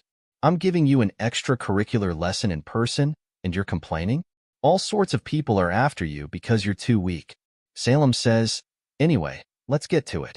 Andreas says, he didn't listen to a word I said. Salem says, you know that the aura in your dantian and the mana in your heart are basically the same thing, right? Andres says, yes. Salem says, so, in theory, you could convert both of them and put them to use. Of course, it's impossible without a dual core, though there's no need for one. But, enough explaining. I, the great Salem, shall teach you the method I've devised to use conversion practically, called transference. 10 minutes later. Both the technique and the activation are easy. Salem thinks, I never thought it would be possible to convert the heart's mana into aura this quickly. What an extraordinary thing you've devised. Salem Edidya. Salem says, well, looks like you've got the hang of it. Keep practicing just like that. Andreas says, wait, please, just tell me one thing. Do you know anything about my father and the Cromwell house? Salem says, about that, huh? Kane was Gramp Morn's apprentice. Salem says, like I said before, find out the details yourself. It's a pain in the ass to explain everything. Andreas says, what do you mean? Master Salem. He thinks, Kane Cromwell. He was a black mage? I never realized that he was one, neither back in the game nor since I arrived in this world. Good thing I'm on my way home. If I search the house, I might find something. He gets back home and Amy says, what do you think? Lupin did a great job of tidying up this place, right? Andreas says, didn't this used to be Father's study? Amy says, yes, but it was in shambles, so I fitted it with a new set of furniture. Andreas says, thank you. This could be used as an office. Amy says, but I made sure to leave all the important stuff in place. She shows him their family photo. She says, it's our family photo from when we were children. How's that? It brings back memories, doesn't it? Andreas thinks, it's a strange feeling. I feel nostalgic, but at the same time, the feelings are like someone else's. Andreas touches the picture. The picture starts to glow. A room opens. He says, what is this? He thinks, when I touched the photo frame, it triggered a magic circle, opening a hidden door. If it only activates when the two of us touch it, then that means what's inside could be Kane's inheritance. More likely, his will. Let's try going inside first. If it's hidden like this, there has to be something amazing in there. Andreas says, I'll check it out. You should wait outside. Amy says, what? I can't let you go in there alone. Andreas says, this magical device is too much for you. It's too dangerous. He says, go. She says, okay. She says, be careful, okay? Andreas says, yeah, don't worry. He goes down there. He feels something and thinks, a black mage item? It's the same feeling I had with the sloth. He keeps walking. He sees a tree. He thinks, there are so many rare fairy flowers here. System says, Codex Apocalypse, Chapter 0, The Purest Original Sin. Awaiting to bear fruit. Andreas is really surprised and thinks, is that the main part of the codex? Why is something I've never even seen in the game in here? There is a scroll hanging by the tree. Andreas gets that and says, a letter was tied to the original sin tree. Did Kane leave it here? A lot of red energy appears. The letter disappears. Someone appears behind him. There is a seed in his hand. They put it in a flower pot, and it immediately starts to grow. Morn is really surprised and happy. Morn kills Andrea's mother. Andreas thinks, I see. So that's what happened. The Empire and the Black Mages are in cahoots with each other. And just like Salem said, the Emperor left Cain in the care of Morn. Cain studied black magic and sprouted the original sin. But once he achieved that, he was discarded because he was no longer useful to the Emperor. The death of his father and his mysterious illness, and the downfall of his family. Cain soon realized that the Emperor had arranged all of that, so he took revenge on the Emperor in his own way, by hiding the original sin in a place that only us siblings could enter. His father asks, did you get a good look at the memories your father left behind, Andreas Cromwell? Or, should I call you Makoto Kaneshiro instead? Andreas brings out his sword and says, who are you? Andreas says, shame. I thought you'd figure it out right away, being a game addict and all. He gets a flashback where it says, thank you for playing our game. Does that ring a bell? Mr. Makoto Kaneshiro, I presume? Andreas thinks, this guy, he can't be. Andreas says, are you the dev who brought me here? He says, bingo. So, how's the world of deadly sins? It's a fantastic fantasy world, isn't it? Andreas asks, why did you bring me here? Dev says, nothing much. Really. I just wanted you to clear this game. Andreas says, clear the game. You say? Yeah. Simple, right? Dev says, surely you've seen how this world ends many times. As Luis, Lucia, and Diane, that is. But ultimately, they all ended in an apocalypse ending, didn't they? The world ended up being destroyed by the outburst of the original sin that swallowed up all the deadly sins and their owners. Andreas says, what are you talking about? Once you collect all the deadly sins and the original sin, and defeat the final boss, the end of the world should be averted. Dev says, I suppose that's as far as you got to see. But as long as original sin's consciousness exists, the world will eventually come to an end. And to stop this, you have to take complete control of it. Andreas asks, control the original sin? Dex says, yes, and only Cain's own flesh and blood can do that. System says, the immature original sin demands a contractor's blood. Offer your blood and sign the contract. Looks like the original sin has sensed you. Dev says, looks like the original sin has sensed you. You may be talentless scum, but only very few can enter this place before the original sin matures. And you are one of those few, Andreas. After 6 months, once it has grown conscious, the original sin will emerge outside of the ward and will seek out its own host. Andreas thinks, I was wondering why I was reincarnated into this trash character, so this is why. With Cain hiding the original sin, only Amy has access to it. He says, so what exactly do you want me to do? Dev says, simple. I want you to sign a contract with original sin and become its host, and then feed it the deadly sins and tame it. Andreas says, easy for you to say, if I fail. Won't they devour me, too? Dev says, it can't be helped, but this is the only way. If you succeed, both you and the world will survive. I apologize for bringing you here and asking you to do this, but I am counting on you. Dev says, my son, I believe in you. If it's you, I'm sure you can do it. And please look after Amy. Andreas says, this isn't one of those otherworldly reincarnation stories. And while I don't like the idea of being forced to work for free, just like he said, there's no other way. And if there's no other way, I have no choice but to face it. Just like what I've done all this time. System says, Codex Apocalypse, Chapter 0. The purest original sin has resided within the user's body. Codex Apocalypse, Chapter 0. The purest original sin has recognized the user as its master. Mana recovery increased by 144%. Mana density will increase over time. Mana elements will become closer to dark over time. Increases ability the more deadly sins are collected. Unlock more ability and features the more deadly sins are collected. He thinks, Cain Cromwell, father of the second half of my soul. You can leave Amy and the Cromwell family to me. Please rest your souls in peace. I will also avenge all the tragedies that befell you. I swear it. Morn says, have you found the original sin yet? Viscount Lamar Peloton says, we've been looking into Cain's activities before he died. But, Morn says, bloody useless. And you call yourself the head of intelligence? He must have entrusted it to one of his kin. Sooner or later, they're going to make a deal with me. He says, then, I shall investigate the Cromwell more closely. Well, right now it's just that one young Cromwell. There's no need to rush, so I'll give you a little more time. He says, I am grateful, Your Majesty. Someone appears behind him and says, for now, maintain the surveillance you've had. It would be bet 5 tur to start with the deadly sins first. Morn says, and what about the Zephyr cult? I'm sure they're keeping a deadly sin for their god summoning. He says, we've picked up some suspicious activity. We believe they will soon be gathering a large number of people for the Zephyr summoning ceremony. Good, maintain a close watch on them.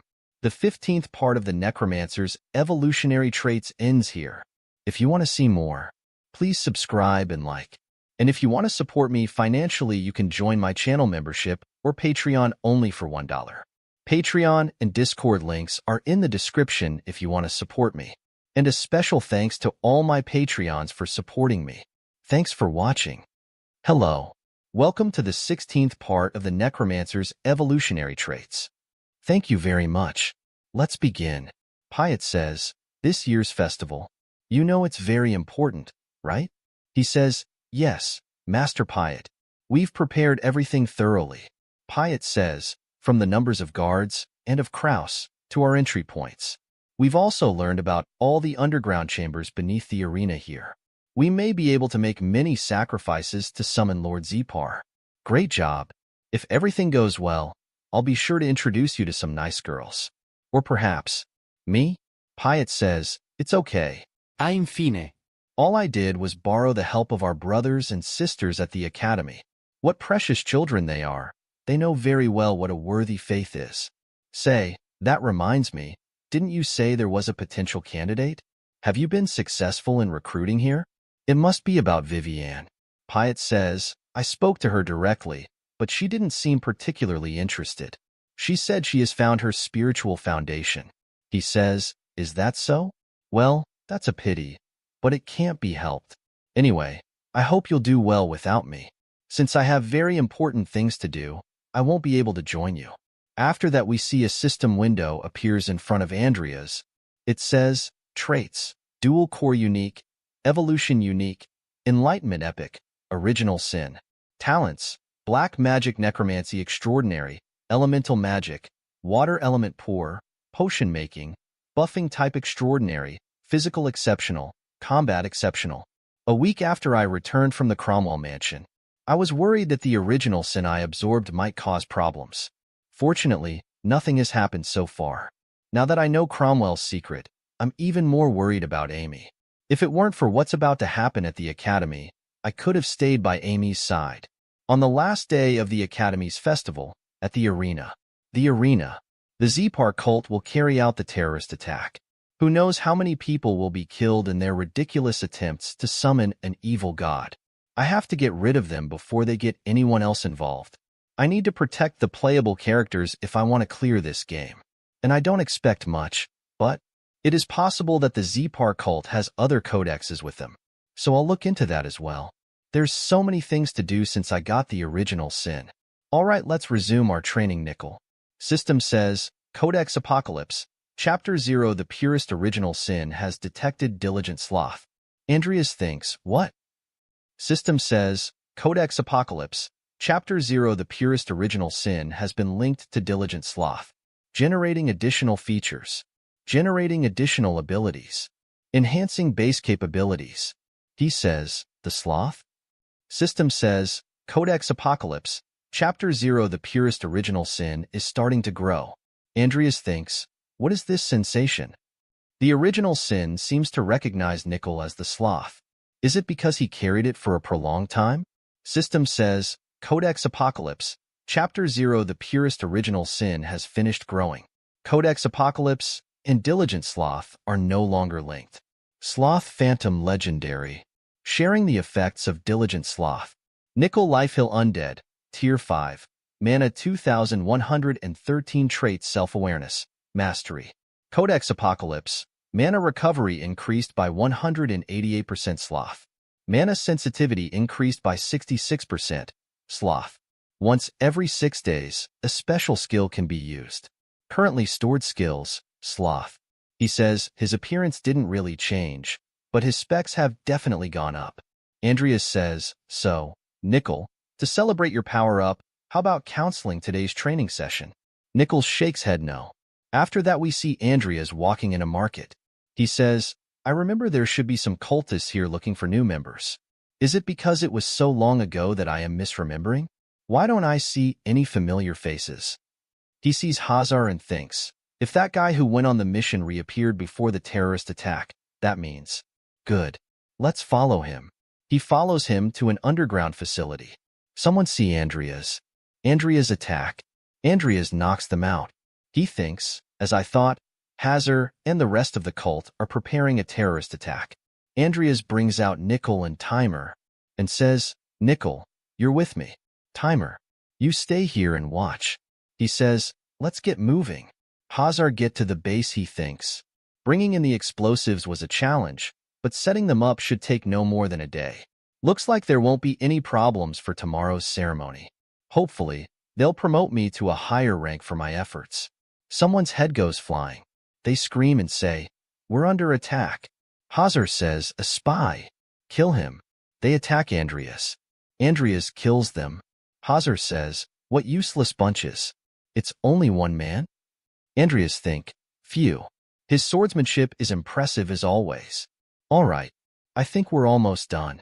Lutes collect all the explosives. Let's call Timer back. Someone throws Timer. Timer falls in the water. He says, my. Just when I thought I'd drop by since I finished my business early. My boy, Hazar. Andreas thinks, when did he? He is really angry and says, was it you? That one who killed this child? Andreas thinks, no way. He says, I hope you know what you're getting yourself into. Andreas thinks Piet Koban. Piet says, you went too far, little boy. Andreas thinks, one of the cult's top leaders who appears mid-game and has the strength comparable to an aura master. This is going to sting a little, so buckle up. Andreas thinks, he's bad news. His strength at this point in time is probably greater than Ivy's. Will Nickel and Timer be able to defeat him with their low evolution stages? Moreover, they're a bad match for him. Piet's skills, which increase muscle and physical strength, make blunt blows and slashes ineffective. What should I do? Piet becomes a black monster. He says, I don't know who you are, but you seem pretty strong, so I'm going to go all out. Andreas thinks, here he comes. Timer comes in front of Andreas ready to fight Piet. They both start to fight. Nickel also gets ready to fight. Nickel uses his sword to attack, but it doesn't work. Andreas also attacks him. It also doesn't work. He says, oh my? Why don't you? Piet head, but Timer is really hard. Piet kicks him and says, go over there for a moment. Piet jumps toward Andreas. Andreas gets ready to write. Nickel blocks the attack. Andreas sees an opening and says, now. Andreas hits him in the back of his neck. Piet is unharmed and attacks Andreas. Andreas uses an earth shield. Piet smiles and destroys the earth shield. Piet grabs his head and starts to punch him. Andreas' mask gets down. Piet says, oh my? Oh my god. He's super my type. Timer and Nickel attack him together. Piet easily blocks their attacks and hugs Andreas really hard. Andreas starts to scream. Piet starts to laugh and says, what lovely sounds you make. Andreas thinks, am I going to die here? There's got to be a way. System says, the purest original sin has responded to the host's call. Do you want to use the special skill sloth? Andreas thinks, sloth. I don't know what the risks are yet, but I have no other choice. I'm using the sloth. Everything starts to tremble. Piet says, what's that sound? Piet feels something and thinks, what is this ominous presence? Piet jumps back for the distance. Andreas releases a really strong aura. System says, magic power potency 666%. Mana sensing capability 666%. Magic sensing capability 666%. Mana recovery strength 666%. Temporarily applying talent magic genius. Temporarily nullifies all mental magic. Entering the state of transcendental emotion sloth. Duration 66 secondes. Andreas thinks. Thinking is annoying. And moving is a pain too. Too late to open my eyes. He uses Earth Shield. He thinks, and breading is a drag. Adrias cuts Pyatt's one arm in an instant. Pyatt gets scared and says, "What the hell are you?" He thinks, even keeping my heart beating. Timer and Nickel are also surprised. He thinks, bothersome. A really big explosion happens. He hits him with a bunch of attack. Pyatt says, "Is that all?" Andreas says, "How bothersome." Pyatt says, "What did you just?" Andreas says, "I need to kill him fast. And rest." Pyatt feel really strong energy. Also, the Tower Master also feels really strong energy from far away. The 16th part of the Necromancer's evolutionary traits ends here. If you want to see more, please subscribe and like. And if you want to support me financially, you can join my channel membership or Patreon only for $1. Patreon and Discord links are in the description if you want to support me. And a special thanks to all my Patreons for supporting me. Thanks for watching. Hello. Welcome to the 17th part of the Necromancer's evolutionary traits. A special thanks to my channel members for supporting me. And if you want to support, you can join my channel membership or Patreon for as low as $1. Thank you very much. Let's begin. At the beginning of this part, we see that in a coliseum, a fighting match is happening. Tower Master thinks, what was that? It was definitely the presence of black magic, but it appears that putting up the anti-black magic barrier worked against me. Diane asks, "What's wrong, father?" He says, "Stay here. Something's come up." After that, we see Andreas is releasing a large amount of black energy. Andreas uses rock spears. Pyatt is really surprised and thinks, rock? Spear? Basic magic? A lot of really strong rock spears appear. Pyatt jumps toward him and says, "How flashy. I was wondering what it was, but that's it? Those pebbles won't even scratch my body." Nickel hits him. He says, "You ugly skeleton." Pyatt attacks Nickel. Nickel dodges the attack. Pyatt says, "What now?" Andreas throws the spears. Pyatt says, "You think you can kill me with just a few shots?" Timer grabs him. Andreas says, "Die." He gets stabbed with a bunch of rock spears. System says, the duration of the special skill sloth has expired. Incoming backlash. System says, unable to move body, unable to use mana and aura. Severe damage will occur due to overuse of the body. He falls and thinks, shit, it feels like my body's been torn to shreds. Evegota getup. I have to finish him off. System says, undead summon creatures will be removed due to mana depletion. They both disappear. System says, requirements have been met. Evolvable individuals detected. He thinks, what? System says, Andreas Cromwell evolvability, 33%. When evolving, there is on divergence available. Do you want to evolve? Andreas thinks, what do you want with a dying person? You want to give me a souvenir to take to the grave? He says, I accept. Tower Master appears there and thinks, these vulgar outfits.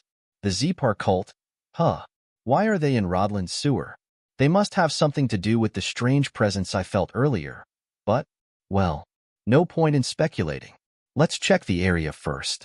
It's faint, but there's still a trace of black magic. From there are a lot of dead people and Andreas is also laying on the ground. Tower Master thinks, it reeks of gunpowder. If such a large amount of gunpowder had exploded beneath the stadium, many people would have died, including my children. He sees him and thinks, is that Andreas Cromwell? What's that boy doing here? It's here. This is where the trace of black magic is the strongest. It can't be. Did he inherit the original sin from Cain? System says, remaining time, 0. Andreas Cromwell has evolved. Transformation complete. The trait dual core epic disappeared. The trait vessel unique is generated. Andreas opens his eyes and thinks, evolution? Did I say I accept? Tower Master says, your wounds were so bad that you should have been dead. And yet, in just 2 weeks, you've almost made a full recovery. Andreas gets and says, Sir Alvin? Alvin says, answer me, what exactly were you doing there? I'm talking about what happened in the sewers. Andreas thinks, I should keep it under wraps for now. I was walking near the waterway when I saw a suspicious group of people fighting. I tried to escape somehow, but I ended up dragged into it. Alvin says, then let me ask you this. Where did the others go? When I got there, you were the only one at the scene. Andreas says, no matter how many times you ask, I'll just say I don't know. Alvin asks, boy, what exactly are you hiding? Andreas says, as I told you earlier, I'm not hiding anything. Alvin thinks of Andrea's father saying, please take care of my children, Sir Alvin. Alvin says, fine. Rather than questioning someone who doesn't know anything, it'll be faster to catch a Zepar lackey lurking around tow. Besides, I doubt someone who barely made it out alive has any useful information. Andreas is really surprised and thinks, huh? He's backing down so easily? Alvin says, that's enough interrogation. If you'll excuse me, RB on you potion development. You didn't forget, did you? You have 1 week left. I'm looking forward to it. Andreas thinks, for some reason, despite knowing who I am, he let me off the hook. Why? He thinks, Salem also sounded like he didn't care if Bach found out he was a black mage. I saw Bach in the vision I had at Cromwell's mansion, so I'm pretty sure he know exactly who me and my father are. Diane gets there and says, how are you doing? I heard you got hurt pretty bad. Carlos says, Andreas, long time now see. He says, Diane and Carlos? Why are you? Diane says, my father told me about it. That's why I'm here, to visit you. Carlos says, you are in better condition than I thought. He says, I see. Thank you for visiting me. It's nice to see all 3 of us together here, and reminds me of the old days. How about you, Andreas? Andreas thinks, in my past life, I always tried to save someone, only to fail. But not in this life. Yes, I'm glad to see the 3 of us together again, because now I can protect what's important to me with my own power. After that, Andreas sees the news and thinks, looks like Bach did a thorough news control. There's not a single news report about the Zepar cult's terrorist attacks. Not surprising, given that an external threat has infiltrated the heart of the academy. The original sin in the basement was quiet as well. Guess I shouldn't be worried about this issue anymore. A professor says, you're early. Andreas says, yes. He says, Sir Bach is waiting for you. Please follow me. He says, Tower Master. Andreas Cromwell is here. Bach says, come in. They enter the office and he says, right, no time? Well then, show me the potion. Andreas thinks, he's acting as if the sewer incident never happened. Bach, Alvin, whose side are you on? The Emperor or my father's? Andreas gives him the potion. He says, an emit potion? You've removed the side effects, just like the last one. Andreas says, yes. I expected you would figure it out. Alvin says, how cheeky of you, trying to test me. Andreas gives him another one and says, and here's another. I've also removed the side effects of this Dyron potion. Alvin is really surprised and says, what? You made 2? In such a short amount of time? Andreas says, it's thanks to your material and moral support, sir. Alvin says, even though you were able to finish one so quickly, you still made me wait until now? How bold of you. Very well. You win this bet. Let's get to the warehouse. I'll reward you as promised. Alvin a teleportation spell, and Andreas thinks, the spell. It's visible. They reach the warehouse. Alvin says, go on. Pick anything you like. Andreas says, thank you very much. He thinks, so much. There's much more than I expected. System says, Nacht's cursed orgel, the music it plays is filled with magical power. The longer you listen to it, the more powerless you become. Mitra's pocket watch. Able to store mana. 0 out 500. Andreas thinks, moreover, each of these items is worth well over 10 million will. He sees an item that is really surprising and thinks, Galaxer? System says, sealed sword. Galaxer? Mana conductivity 73% sa alet. He thinks, a named item that I only knew by name back in the game. I never thought it would be stored in Bach's warehouse. Andreas picks up the sword and says, I want this sword. Alvin says, you sure are a strange one, being interested in such a thing. I found that sword in the Shire dungeon. I've had it examined several times, but it doesn't seem to be of any particular value. Are you sure? Andreas says, it's all right. I'll take this as my reward. You sure are stubborn, but in a weird way, just like your father. even though there are plenty of better items you could have. Andreas says, no, it's all right really. Alvin says, if you come crying later begging to change it, I won't care. Alvin also gave him 2 envelopes. Andreas says, may I ask what the contents are? Alvin says, a letter from His Imperial Majesty concerning the Cromwell family's merits. I kept it for you while you were in a coma. The other is a letter of recommendation. Since you seem interested in swords, perhaps a visit there would be useful for you. After that we see Andreas in his room, and Nickel is training. He reads the letter. It says, Andreas Cromwell, heir apparent to the Cromwell family, was due to have his title reduced by a rank this year due to poor behavior. However, following recommendations from Alvin, Duke of Classicils, and others, there is room for improvement based on his recent reputation at the Academy. As such, the title change will be withheld until next year. He thinks, a merit rank is nothing more than an empty title. What's in it is nothing but a threat from the Emperor. I must tell Amy to contact me immediately if she sees any suspicious activity. What an annoying bunch. Though, Bach seems friendly since he even gave me a letter. He said this was a letter of recommendation, didn't he? Give this letter to the old man living in the place on the map. If you know it from me, I'm sure he'll at least teach you a thing or two. Andreas thinks, this map. It looks familiar. Andreas thinks, Die Scrun? Right. This is where Die Scrun Forn, one of the 10 great masters of the continent, is supposed to be retiring. Without a letter of recommendation, I'd have been turned away, but thanks to Bach, I might be able to study with the sword master. And if I remember correctly, there's probably a hidden spot nearby. I'll have to check there on my way to Die Scrun's. Let's leave as soon as I have a holiday. After that we see he reaches a desert. There are really big insects. Andreas uses stone spears and kills the insect. The reward I got for my fight with Piet is huge. By combining mana and aura, even basic skills become many times more powerful. System says, the trait Wessel unique has removed the boundary between the Dantina and the heart. Aura now can be converted into mana and mana into aura. He thinks, Vessel is the perfect version of Salem's skill, transference. The combined amount of aura and mana has increased to the point where it is no longer necessary to switch between the two. This means I'm unlikely to even run out of power again. Let's take every bit of the monster byproduct, just in case I need it. Mount Clayton, the highest peak of the monster, infested Krath's mountain range. There, I can meet Die Scrun. But before that, in this mountain's hidden spot, there's the giant's lair. I can get the corpse of the giant warrior there. The 17th part of the Necromancer's evolutionary traits ends here. If you want to see more, please subscribe and like. And if you want to support me financially, you can join my channel membership or Patreon only for $1. Patreon and Discord links are in the description if you want to support me.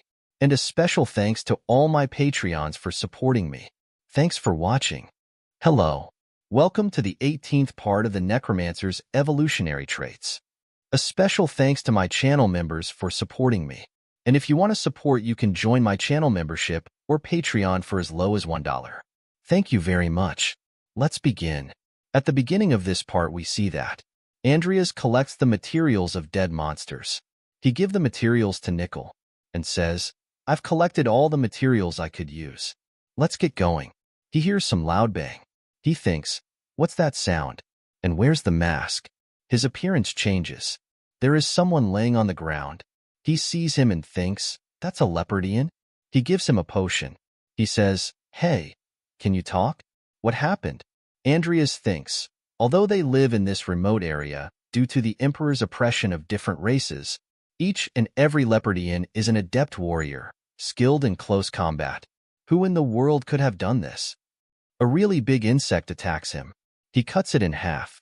He says, a bug monster capable of high-speed flight.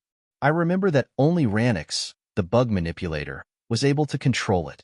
His bug army is strong enough to wipe out a whole village in half a day. He's on a treasure hunt on Jester's orders, and the fact that he's here means Leopardian gets up and says, it's those bugs. Those bugs attacked the village. Andreas thinks, he here for the Lunapult crystal. That's the only treasure the Leopardians carry.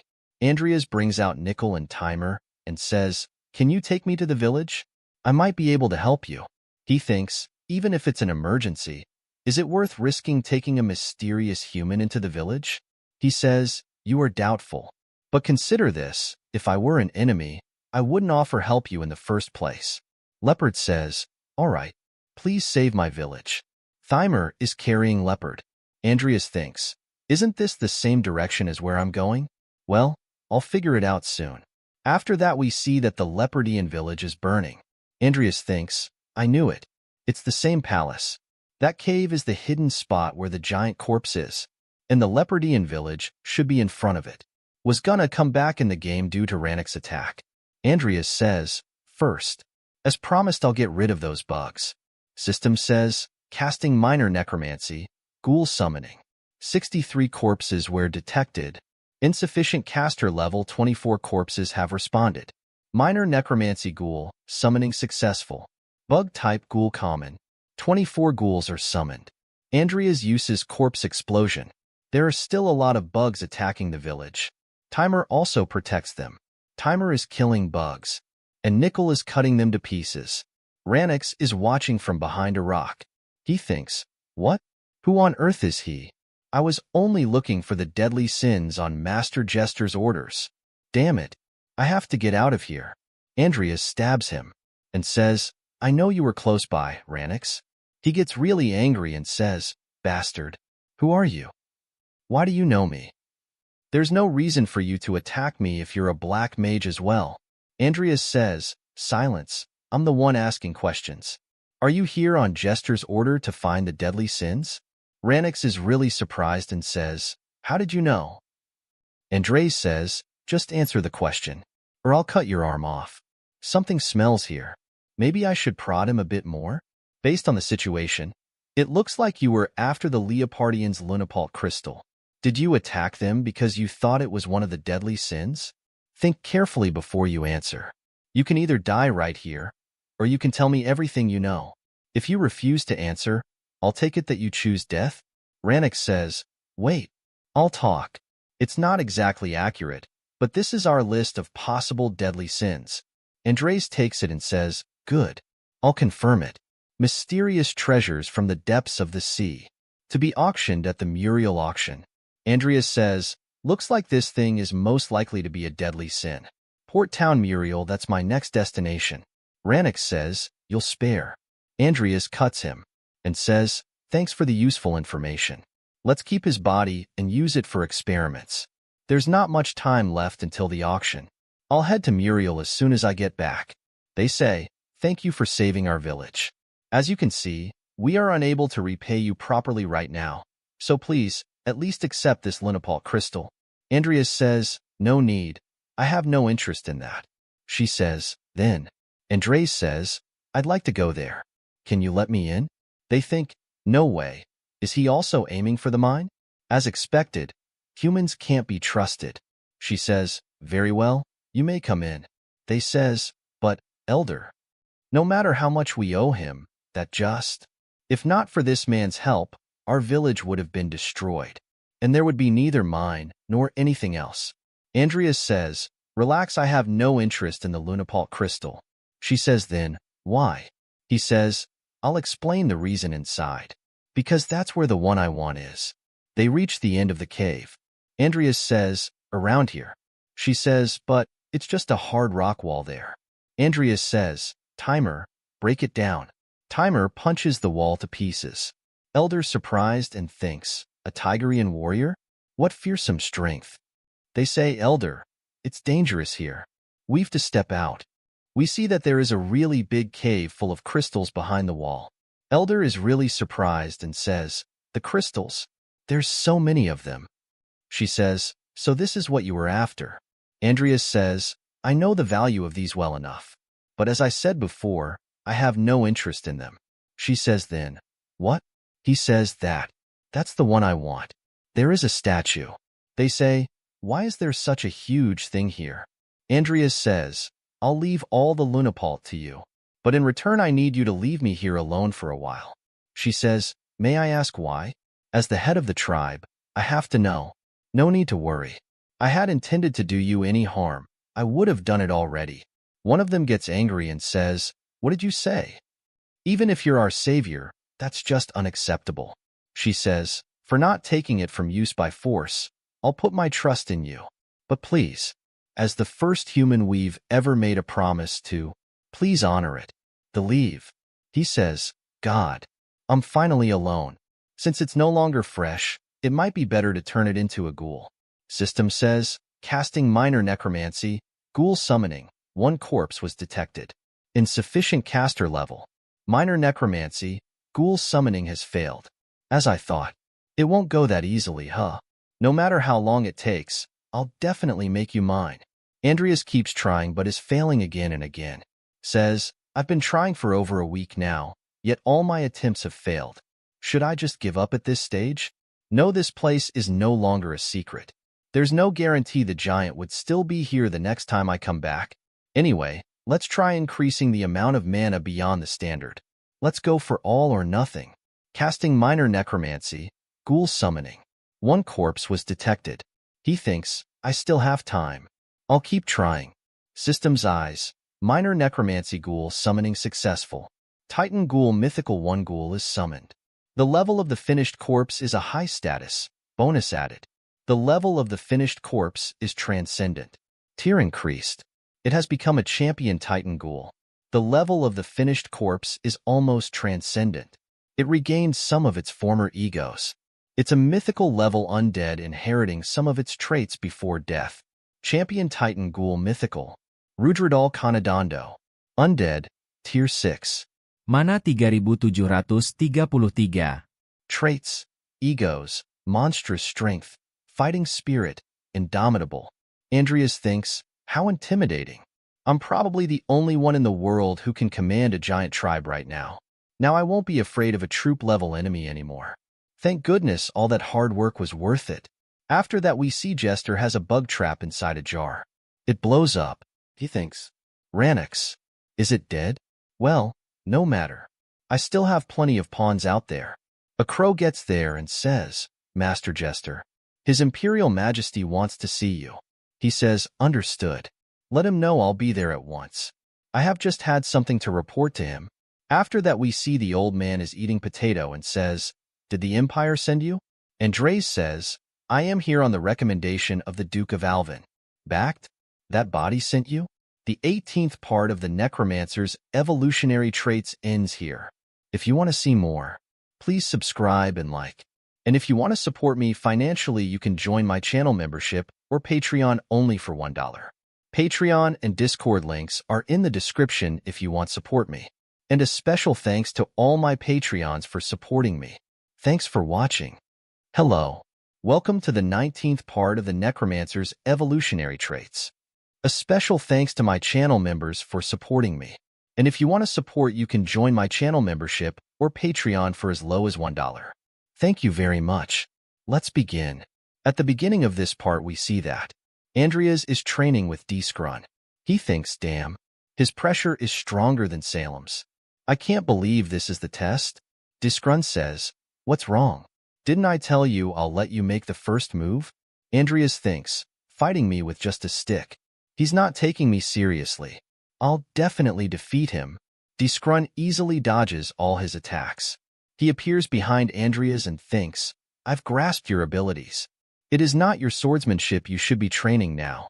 A flimsy fighting style that relies too much on tricks. Movement that is too obvious and overly reliant on speed. And an inability to see through your opponent's schemes. It's your lack of experience.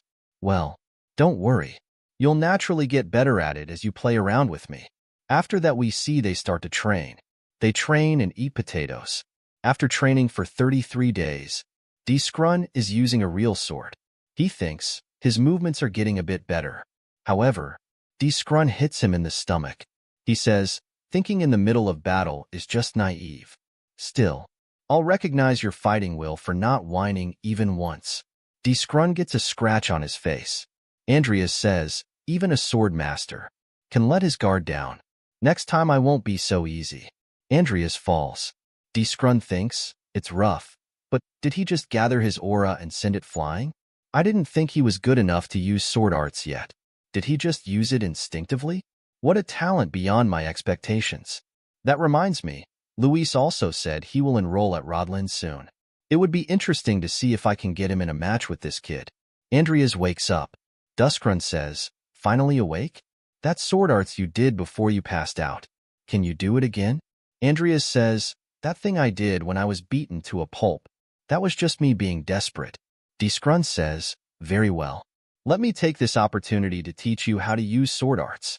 And while we're at it, some basic aura control, too. Andreas says, thank you very much.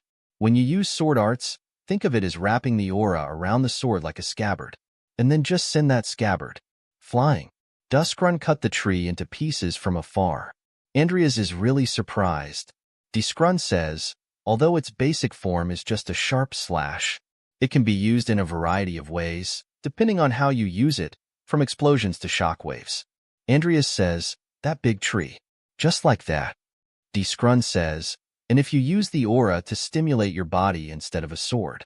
He appears behind Andreas and says, you can move at super speeds just like this. Andreas is really surprised. Duskrun says, Aura Mystic Technique, the pinnacle of aura application, is built on the same theory as the techniques I've just shown you. You wrap your aura around your body or your sword and adjust the strength accordingly. But this is something that is still a long way off for you. For now, learn to use the sword arts. Andreas is cutting the tree from afar. Duskrun says, good, keep it up. Once you're used to it, move a little further away. A system window appears in front of Andreas. It says, conditions met. Evolvable entities detected. On dira Cromwell's talent, combat. Evolvability 30%. Andreas thinks, I trained that hard to think my genius tier combat skills would reach an evolvable level, and starts to swing again and thinks, anyway, that's a good thing. Plus, it's more enjoyable for me to use my body. Andreas' slashes gets a lot stronger. Duskrun is really surprised and thinks, he's even more of a monster than I imagined. I never thought such talent could exist. Wulg, Luis, and even him were never as good as this. As long as he's given a clear direction, he'll probably thrive on his own. In that case, all I can do is. Duskrun says, good, that's enough for today. Let's eat. You go home first, dig up the potatoes and boil them. My disciple. Andreas thinks, it's all potatoes every meal. I feel like they're going to start sprouting out of my body. Just now, did you call me a disciple? Duskrun says, what, you don't like it? Andreas says, no, not at all. After that they both start to eat and Andreas thinks, Duskrun took me on as his disciple? Why? Though I've been with him for more than a month. Duskrun give him a book and says, take it. It's a book I wrote during my time here on this mountain. Andreas says, why are you giving me this? System says, Egoless Sword. Skill book written by Duskrun Forn. Contains extensive knowledge of his swordsmanship. Andreas thinks, it's Duskrun's skill book. A level boosting item, just like Morn's black magic book. That means I can use Duskrun's Egoless Sword, too. Duskrun laughs and says, did you really hate being taught directly by me so much? Andreas says, not at all. Duskrun says, as much as I'd like to teach potential disciples directly, sometimes too much teaching can poison a talent, especially one as peculiar as you, whose body is full of aura. That's why I want you to use it as a guide to find the right training method for you. Andreas thinks, a sword master actually took me in as his disciple. Now that I've finished teaching you, maybe it's time for me to leave this mountain? If I stay too long here, my skills will become dull. Andreas says, where will you be going? Duskrun says, to the Southern Kingdom Alliance. Andreas says, that's the opposite of where I'm going. Let me see you off as far as I can. Master. After that we see someone walking and thinking, so hungry. How far I've been walking. Grandpa.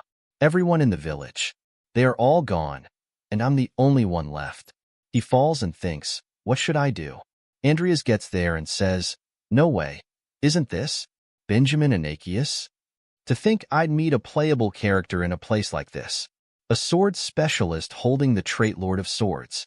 That means this great sword is the demon sword Rubens. A sword that has been sealed in Benjamin's village for generations. And the fact it appears right here means his village was raided.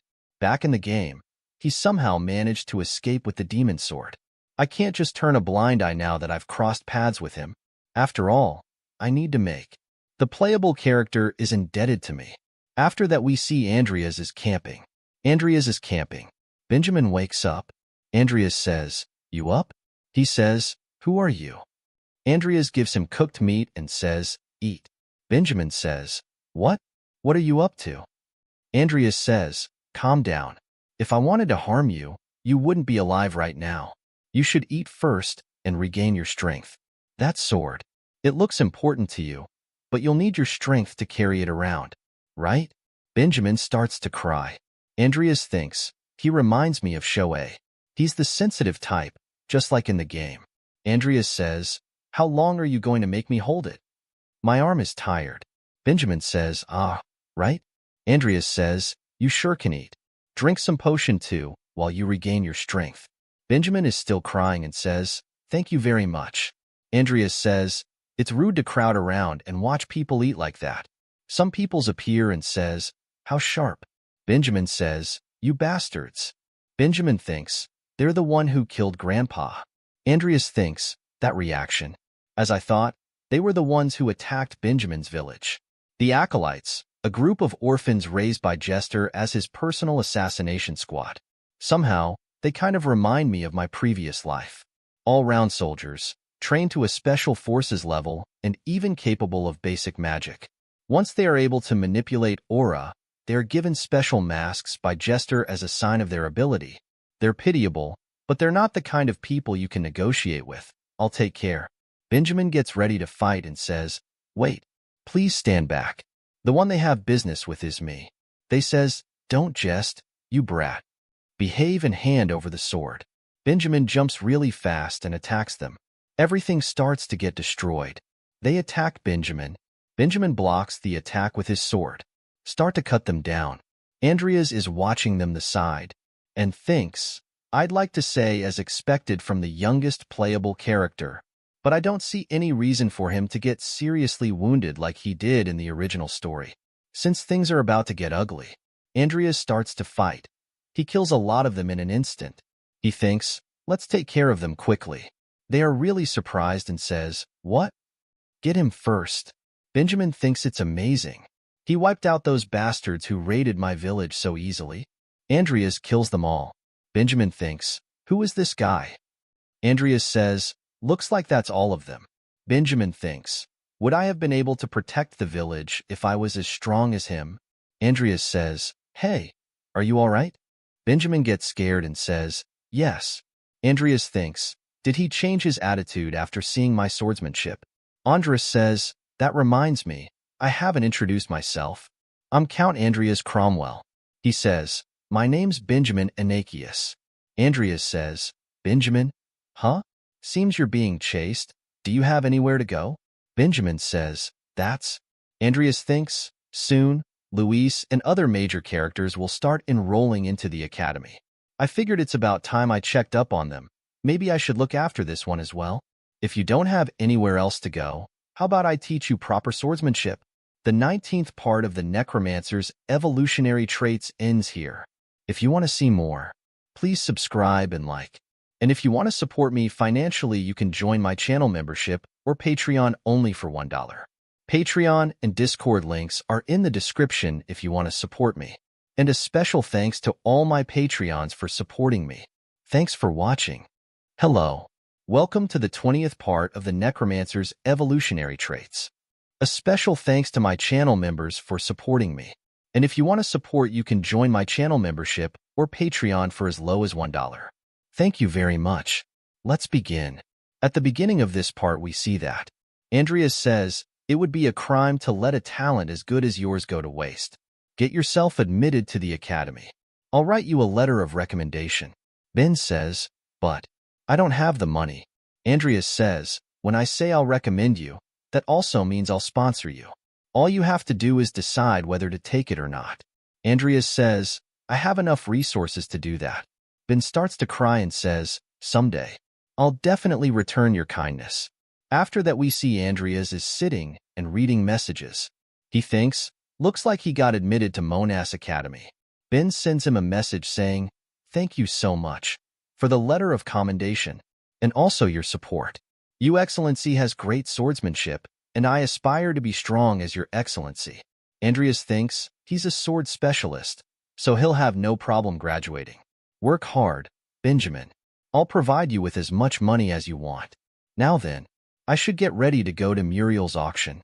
Andreas messages Carlos saying, Carlos, you see, I'd like to participate in the Muriel auction.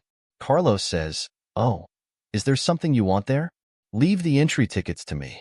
My father will find a way to get me one. Andreas says, thank you very much. Let's meet up at the auction tomorrow. Andreas thinks, nice to have a great noble acquaintance. He says, all right, time to go. To Deadly Sin's most lawless entertainment district. What became of the demon sword Rubens? Acolytes member says to Jester that the boy fled with the sword, and we've sent a unit after him, but they still haven't returned. Jester says, are you saying you let him get away? He thinks, it's a demon sword that amplifies its holder's magic ability and physical ability. I was planning to study it and create a mass-producible demon sword. It was the material I was searching for to strengthen the army. I thought I'd finally found it, but to think it slipped away like this. He is really angry and says, send Hosen to Muriel. Get him to join the Aleb at the auction. He thinks, I must get the crown of the deep at all costs. If he's there, even if something unexpected happens, he'll bring it back. After that we see at Port Town Muriel, the largest auction of its entertainment district, Night of Flowing Gold. Andreas thinks, my aim is the Deadly Sins, but let's take this opportunity to get as many named items as possible. It's the White Nightmare, a renowned sword with a high mana conductivity. All right, if I win this bid, I'll send it to Benjamin. Carlos says, so, it's true that you're interested in swordsmanship? Andreas says, oh, I was thinking of giving this to someone I know. Carlos says, it looks pretty good, but 20 million wills is a bit low, don't you think? Raise it to 50 million. Andreas thinks, why brother when you can get it cheaper? Andreas says, it's just started, so the price will go up gradually. Auctioneer says, 23 million. 23 million is in. Anyone else? Auctioneer says, thank you very much. The White Nightmare, sold for 23 million wills.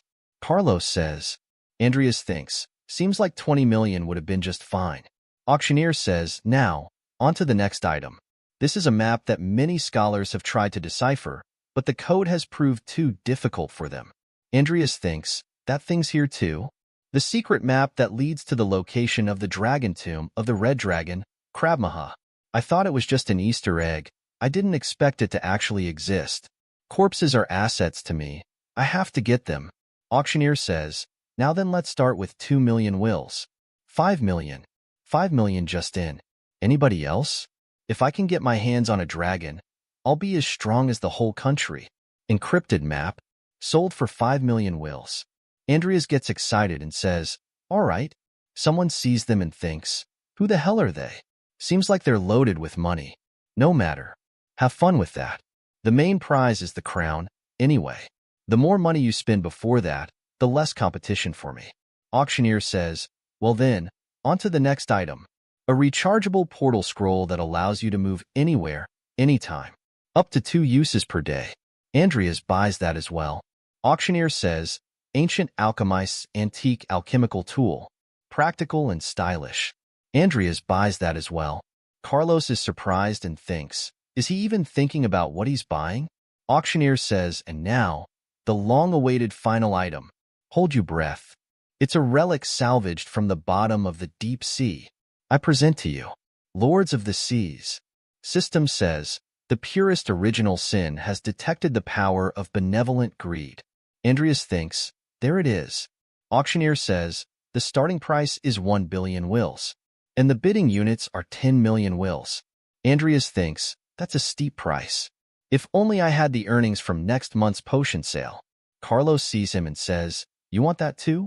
Andreas says, well, I'll try a few bids. But if it's hopeless, I'll just give up. Carlos says, I'll buy it for you. Andreas says, why are you? Carlos says, Father told me the gist of the story. He told me that the reason you were injured in the sewers was because you were trying to save us. Andreas says, that was. Things just happened. Carlos says, let me show you the wealth of the Alvin house. That man is really surprised and thinks, what? Do they still have money left? I'll shut those little brats up with Master's wealth. He is one of Jester's men.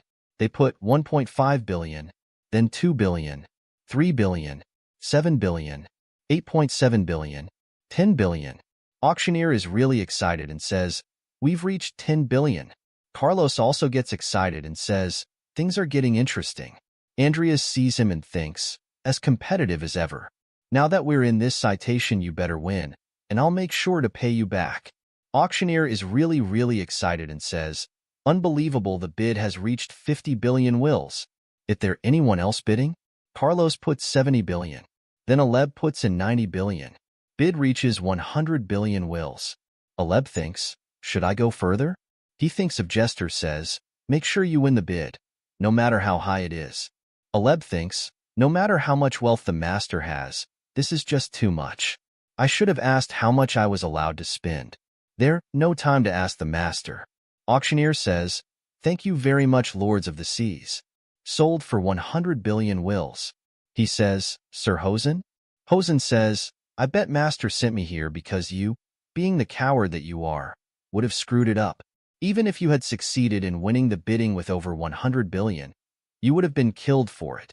Go back and wait. I don't know who they are. Let them enjoy the taste of victory before they die. Carlos says, I guess I'm gonna get a scolding when I get back. I'm starving. Let's go out and get something to eat. Andreas thinks, the wealth of the Alvin house. You've shown me very well. After that, we see Andreas is wearing the crown and Carlos is laughing really hard and says, that looks very good on you, Your Highness Andreas. Andreas thinks, treating the codex like a toy. I guess that's his privilege since he bought it. Anyway, let's have a toast to celebrate. Andreas says, thank you as always, Carlos. Andreas thinks, thank to him, I've managed to get greed safely, and it seems the congregation hasn't made a move yet, since it seems we can walk away with it now. Hey, who are you people? You aren't allowed here. Hosen gets there and says, whoops, did I interrupt your dinner time? Carlos says, who are you? Andreas thinks, speaks of the devil. Hosen says, give me the crown and stop back, and I'll kill you without any pain. Now this is troublesome. Of all people, it's Jester's dog, Hosen the Devil's Sword. Although he can't use secret arts yet, he's still an aura master. Arrogant of his own talent, he constantly clashes with his mentor, D. Scrun. Eventually, he parted ways with him and fell into the criminal underworld. He was then recruited by Jester, who saw his talent. Here I thought I could safely retrieve greed and get away with. Things look bad here. Let's run. Hosen says, I won't let you. Get them. They attack them. Carlos and Andreas jump out of the window and run away. Hosen says, good. Don't make it too easy for me, or I'll get bored. It's hunting time. Andreas and Carlos reach a river. Carlos says, great. They won't be able to catch up with us if we cross the river. Muriel is a lawless area beyond the reach of the Empire's power, but once we get out of here, those guys are nothing. Andiris says, you go on first and call for help, Carlos. Carlos says, what are you saying? Andreas says, those guys aren't something we can outrun easily. It's too dangerous for us to move together. And it's easier for me to escape if I'm alone. So, good grief. Blockhead as always. I understand. I'll try to bring help to you as fast as I can. Thanks, I'll see you later. Carlos leaves. Andreas thinks, well then, with Carlos safely away, they appear there and say, found him. It's time for me to go all out. They say, where's the other guy? The crown is probably with this guy. Andreas says, sure, come and take it. If you can, that is. They says, how dare you mock us? They attack him and says, we'll shred you to pieces. Andreas starts to kill them. He thinks, Rudradal. Hosen thinks, a summoning spell. Is it undead? A really big arm appears. They say, what's that big arm? Andreas appears behind one of them. He stabs him in the back and says, try not to get distracted. Andreas keeps on killing them. Hosen sees that and gets excited. He thinks, not only is he skilled in black magic, he is even skilled with the sword. What an interesting boy. On top of that, that's swordsmanship. Hosen attacked him. Andreas blocks the attacks. Hosen says, I wonder who you really are? Andreas says, Who knows? Try guessing. Hosen kicks him and says, cheeky brat. That sword. Feels like I saw it in a book somewhere. A named sword like that is wasted on you. Looks like Hosen is stronger than Pyatt. I might be able to win if I use Sloth here. But the aftermath would be a problem. Hosen says, all right. I'll add that sword of yours to one of my collections, too. Andreas says, collections? What a pretentious thief. Andreas says, like I said, try it if you can. Andreas says, if he relying on items, power, then. Andreas bring out Nickel and Timer. Even the dead bodies around him gets up. Andreas thinks, I'm going to use sheer numbers to overpower him. Hosen smiles and says, you really are an interesting one. To think I met a necromancer who uses a sword. Hosen brings out demon culling sword Ganos. Andreas is really surprised and thinks, an anti-undead sword? Hosen says, if I also took your corpse back with me, I'm sure the master jester would be pleased. Andreas thinks, how many swords are in that subspace sheath? Let's start with a war of attrition. Andreas asks them to attack. Hosen says, you think you can win? With that trash? Hosen uses a really powerful attack. Timer attacks him from the side. Hosen says, undead are easy enemies. Because they're dumb. Nickel also appears behind him. Nickel and Timer attack him at the same time. Hosen jumps and says, for a bunch of corpses, they sure can move. How about this? Andreas also brings out the giant. Hosen is really surprised.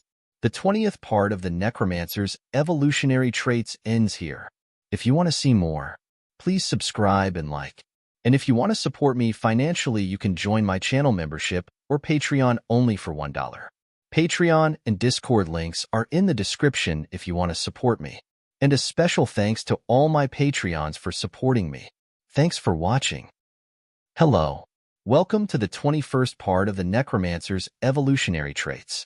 A special thanks to my channel members for supporting me. And if you want to support, you can join my channel membership or Patreon for as low as $1. Thank you very much. Let's begin. At the beginning of this part, we see that Giant jumps out of the portal. Hosen smiles and brings a new sword. Andreas is really surprised to see that sword and thinks, magic sword Farong? A sword that gives its wielder a temporary buff by absorbing the opponent's strength. Hosen easily blocks the giant's attack. Andreas sees that and thinks, he's going to absorb Rudol's massive strength. Andreas thinks, damn it, he's a bad match for me. Hosen absorbs all the powers of Rudol. Hosen says, just now, that was a corpse of the giant tribe. Thanks for giving me this strength. Hosen's undead teammates attack him. Hosen easily kills them. Hosen says, I also want to thank you for using these guys. I brought them along because they're my client's underlings, but all they did was whine, making me want to kill them, you see. Andreas thinks, if Timer and Nickel get hit by Ganos, things will be bad. Hosen says, with the annoying bunches now gone, let's get to the fun part. Nichols appears in front of Hosen. Hosen appears behind him and says, right? Let's start with the most interesting part. You, skeleton. Hosen bring out a new sword and says, been a while since I used the sword breaker. Let me have some fun, will ya? Andreas think, shit, he's changing swords too fast. Nickel, don't take that sword hit directly. Andreas also attacks him from behind. Hosen easily blocks both of them. Timer also appears in front of him ready to attack. A really loud bang happens. Hosen smiles really big. What a shame. Andreas thinks, that was close. If Timer hadn't been here, either Nickel of I would have been cut in two. Nickel's left arm is cut off and his sword is also broken. Hosen says, about the time I end this. It was fun fighting against you. AUA using undead.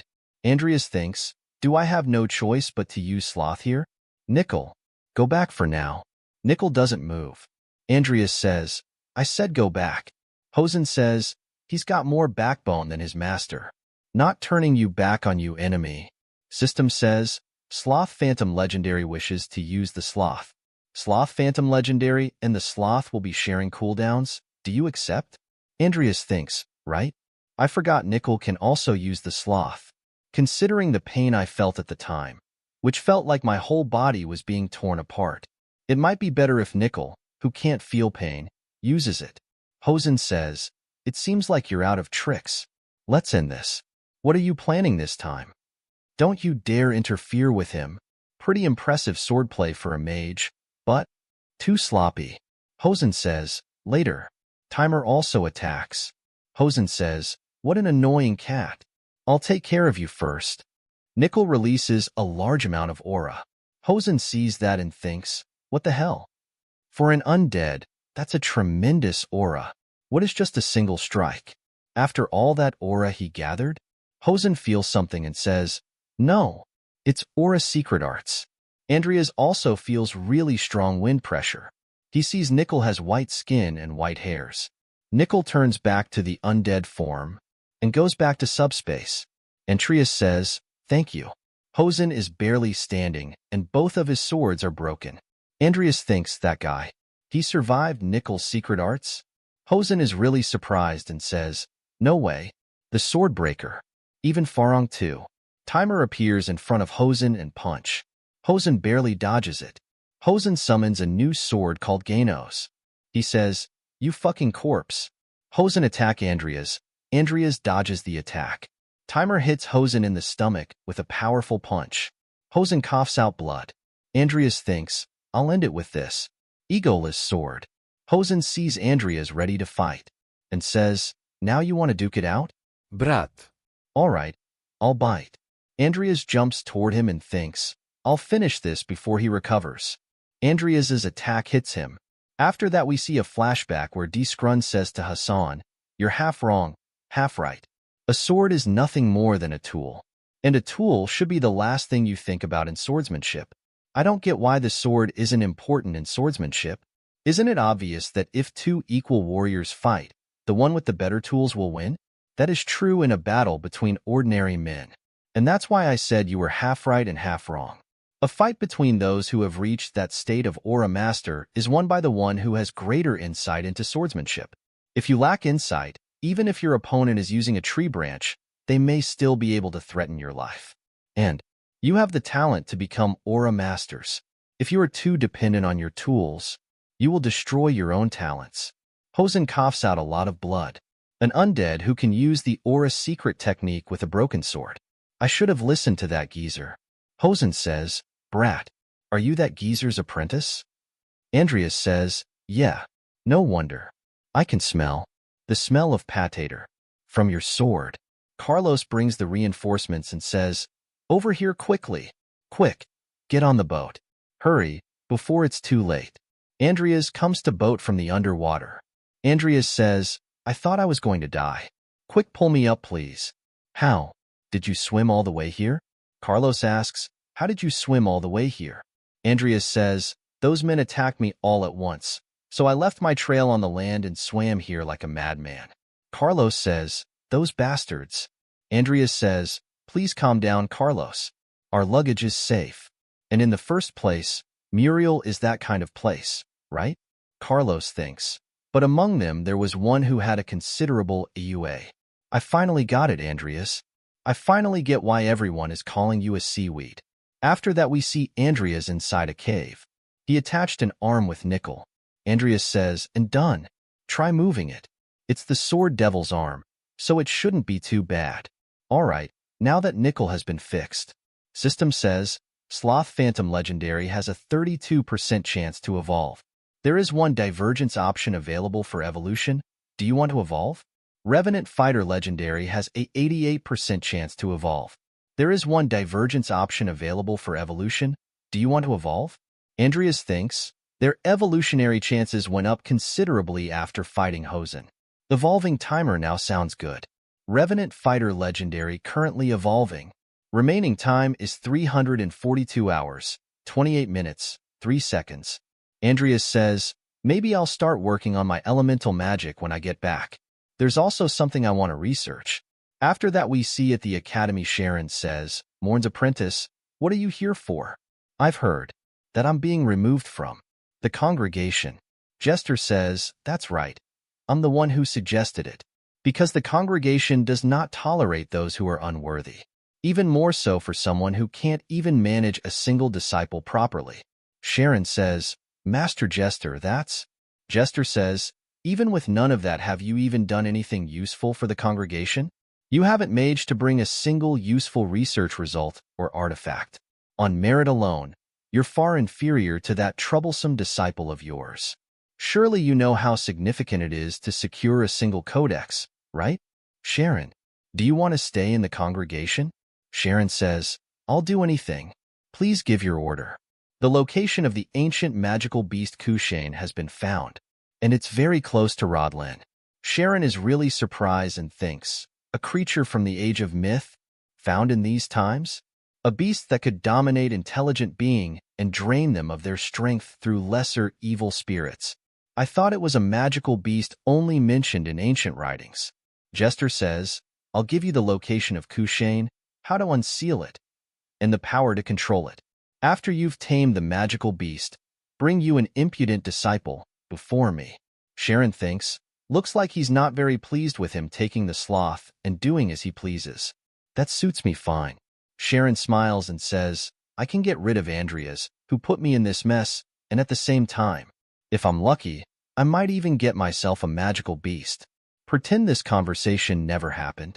Sharon thinks, must be because of the deal with Salem Edidia. Sharon says, please leave it to me. It is also my duty as a teacher to discipline a misguided disciple. The next day, Rodlin Academy. Andreas thinks, I learnt one thing today. I should have done my research in a more convenient place. Although I've got a good start, it will take some time before it's finished. Right now, I should go back to the dorm and get some rest. Lou calls Andreas and says, why are you ignoring my calls? Is your tablet just a decoration? And says, my bad, I was going out with my acquaintance. He thinks, they sure managed to get along well. She says, anyway, have you seen this yet? A warning notice was posted. Finally, we can say goodbye to that dank student dormitory. Vivian thinks, I want to live in the same dorm as Mr. Fairy, and thinks this is an incident in which spirits are attacking the students in the Toonrico dormitory. It's the event of the sealing of the ancient magical beast. Why is this happening already? Back in the game, it's supposed to happen 6 months after the game starts. She says, why are you looking grim? Stop wasting time and tell me which dormitory you got into. He says, well, I got placed in the Delgian dorm. She says, what a lucky boy you are, to be able to live in the same place as a beauty like me. Andreas says, what are you talking about? Either way, I'm going back to my dorm for a bit. I have to pack my stuff and check on the dorm situation. She says, sure go ahead. Vivian says, I'm going with you too. Andreas says, yeah, that would be a great help. They both go to the dorm. Andreas says, did you see it too, Vivian? She says, I only saw it briefly, so I don't know all the details. Since it's happening in the magic department and all I know is a professor named Sharon Dyfrin started an investigation into it. Andreas thinks, my intervention has changed the course of events. Andreas says, I see. Diane is walking slowly in front of them. Andreas says, that's. Diane says, wrong. This is also wrong. Diane. She says, don't touch me. Don't. Talk to me. Andreas thinks, it got Diane too. In Rodlin, there are 2 mid-level mid-bosses, including Sharon. Back in the game, only one of them got their hands on Kushane. Since the other one hasn't made their move, that means the culprit is probably. Diane says, it's not something you can handle. I suggest you leave quietly. Diane says, what? Are you talking? Andreas thinks, should I try saying its master's true name? It should give me an opening. He says, Kushane. She gets really scared. Andreas hits her behind the neck. Vivian grabs her. She slowly starts to wake up. Andreas says, have you returned to your senses? Diane says, where am I? Andreas says, do you know who I am? Diane says, you're Andreas, right? Why are you asking me that silly question? It was a dangerous situation. You were possessed by a spirit. Vivian says, Andreas is the one who saved you. Diane says, is that so? I do have a memory of seeing you. Andreas says, we should leave the building for now. She says, sorry to keep causing you trouble. Please don't mind it. By the way, Diane, did you volunteer to be an assistant investigator? She says, yes, because I was curious. It's not every day you get to research spirits, right? That's when Professor Sharon asked me to join him. Andreas thinks that explains. His offers are just bait. He lured Diane to be possessed by the spirit. Diane was probably so focused on her sorcery that she let her guard down, letting Sharon summon a spirit to possess her. That coward. He's getting bolder. Andreas says, "Do you know where Professor Sharon went to?" She says, "If I'm not wrong. He said he's going to look for the main body." Andreas thinks, the sealing place. I've got to hurry. After that we see Sharon is standing in front of a statue, where he is sacrificing humans. Sharon says, "I did it. All that's left is to get rid of you." Andreas. The 21st part of the Necromancer's Evolutionary Traits ends here. If you want to see more, please subscribe and like. And if you want to support me financially, you can join my channel membership or Patreon only for $1. Patreon and Discord links are in the description if you want to support me. And a special thanks to all my Patreons for supporting me. Thanks for watching. Hello. Welcome to the 22nd part of the Necromancer's Evolutionary Traits. A special thanks to my channel members for supporting me. And if you want to support, you can join my channel membership or Patreon for as low as $1. Thank you very much. Let's begin. At the beginning of this part, we see that Andreas and Vivienne are running. Andreas says, "Thank you for coming with me." She says, "Don't mind it. If anything, I'm glad I could help." Andreas thinks, "I brought her with me for now because I have no valid excuses to leave her behind. But is this going to be okay? At this rate, not only will I be unable to use my summon, but if I screw up, she might find out about my connection to Sharon. Has my judgment slipped after being up all night? Maybe I should make up an excuse and send her back now." They suddenly stopped. There are some people standing in front of them. Andreas says, "No way. Not the other students, too. The students are acting like zombies." She says, "Is this also Professor Karen's doing?" He says, "Yes, those were all students who took his class." She says, "Why would a professor do this?" He says, "Vivienne." She says, "Yes." Andreas says, "Can you subdue them without harming them? Time is running out. I have to go and stop the professor." Vivienne says, "Okay, I'll follow you soon." Andreas thinks, "Please don't. I'd be happier if you didn't." Andreas starts to run and says, "All right, I'll leave them to you." They attack Indira's. Vivienne blocks the attack. He thinks, "I managed to separate myself from her for now. But she isn't just going to kill everyone, is she? I guess I have to believe in her for now." After that we see Sharon is standing in front of a really big monster. Sharon smiles and says, "Good. It's perfectly under control." Sharon feels something. He uses a bone wall to block an attack from behind, and he is holding a red crystal. Andreas gets there and says, "Now you've really done it." Sharon says, "Andreas? Why are you here?" Andreas thinks, "I thought I'd be quick enough. Seems I'm too late." The abnormally fast unsealing time and the strange magic that surrounded his body. A Peldarine crystal. Back in the game, Jester was the one who had it. So he's the one behind this. Sharon says, "How dare you attack me?" "Well, no matter. I was about to go to look for you." Android says, "I'm surprised. To be honest, I didn't expect someone like you to even get that dying. Not to mention, a small timer like you, Master." Sharon gives an evil laugh. He says, "That insolent way of talking. I knew I was right to take you in. Long ago, I secretly overheard a conversation between your father and Master Morn." After that we see a flashback where his father says, "If we were to grow it, it would change the foundations of black magic or even the whole world." Morn says, "Indeed. What a fearsome thing." Sharon says, "The reason for your change of attitude must be that you have the thing they spoke of, or that you know how to use it." Andreas thinks, "To think Evina mob like him knew it." Sharon says, "Now, whether you can use it or not, show me the legacy left behind by Cromwell." Andreas says, "How dull. Here I was wondering what you were planning to say. Turns out you were just planning to rob a kid." Andreas summons Nickel and Timer and says, "All right, enough talking."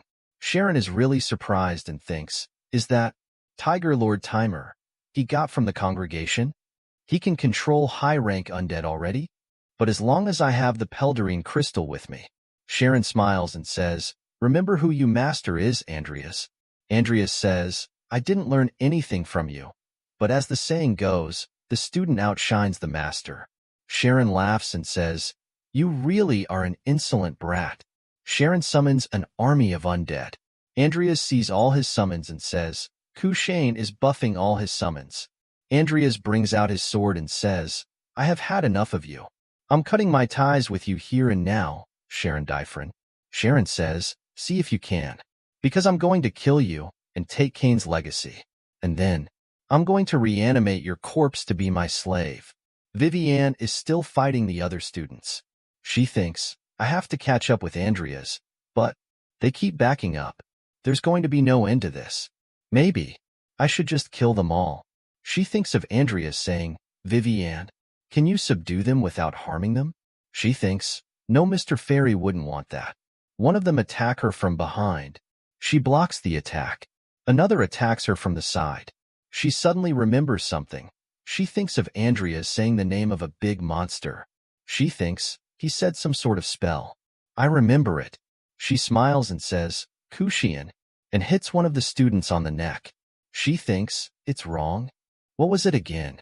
Kushuan. She keeps hitting them after saying random words. After a while she thinks, this is no good. If I keep this up, I'm really going to kill them all. Maybe. Kushane? All the students get scared to hear that. She thinks, it's working? In that case, all I have to do now is beat them up. After that we see some ghosts come out of the student's body. She runs toward them and thinks, I have to end this before they do anything weird. She punches a ghost. It surrounds her. Ghost says, what are you hiding, Vivienne? Either way, you'll be thrown out. No? After all, it's your fate to be thrown away again. Trying to cling on to life. How unsightly. You put your trust in a stranger when even your own mother threw you away? I was hoping for a son. I wish I had never given birth to you. She is really scar-end. Ghost says, your very existence is a misfortune, and everyone around you will die because of you. Why don't you just quietly die off alone? She says, if I disappear, will Mr. Fairy be safe? She puts a sword against her own neck. Ghost say for SY, I promise. She says, pro. Mise. She thinks of Andreas saying, please, keep that promise. I'll always be looking out for you. After that we see, Andreas, Nickel, and Timer are all destroying Karen's undead summons easily. Sharon smiles and uses the crystal. He says, let's see how far you can go with just the three of you. Kushane is ready to attack. It gathers energy in his mouth and calls Rudall. The giant hand punches the Kushane in the head. Kron is really surprised and sees the hand and thinks, what is that? Andreas gives order to Timer and says, I'll leave this big one to you. Andreas says, Nickel, clear out the mooks and get into hiding. I'm going to take him down now. Timer punches Kushane in the face. Andreas thinks, rather than spending my mana on mana inefficient Rudos, I'm going straight for Sharon and will steal his Peldarine crystal. I have to finish this fight before anyone notices.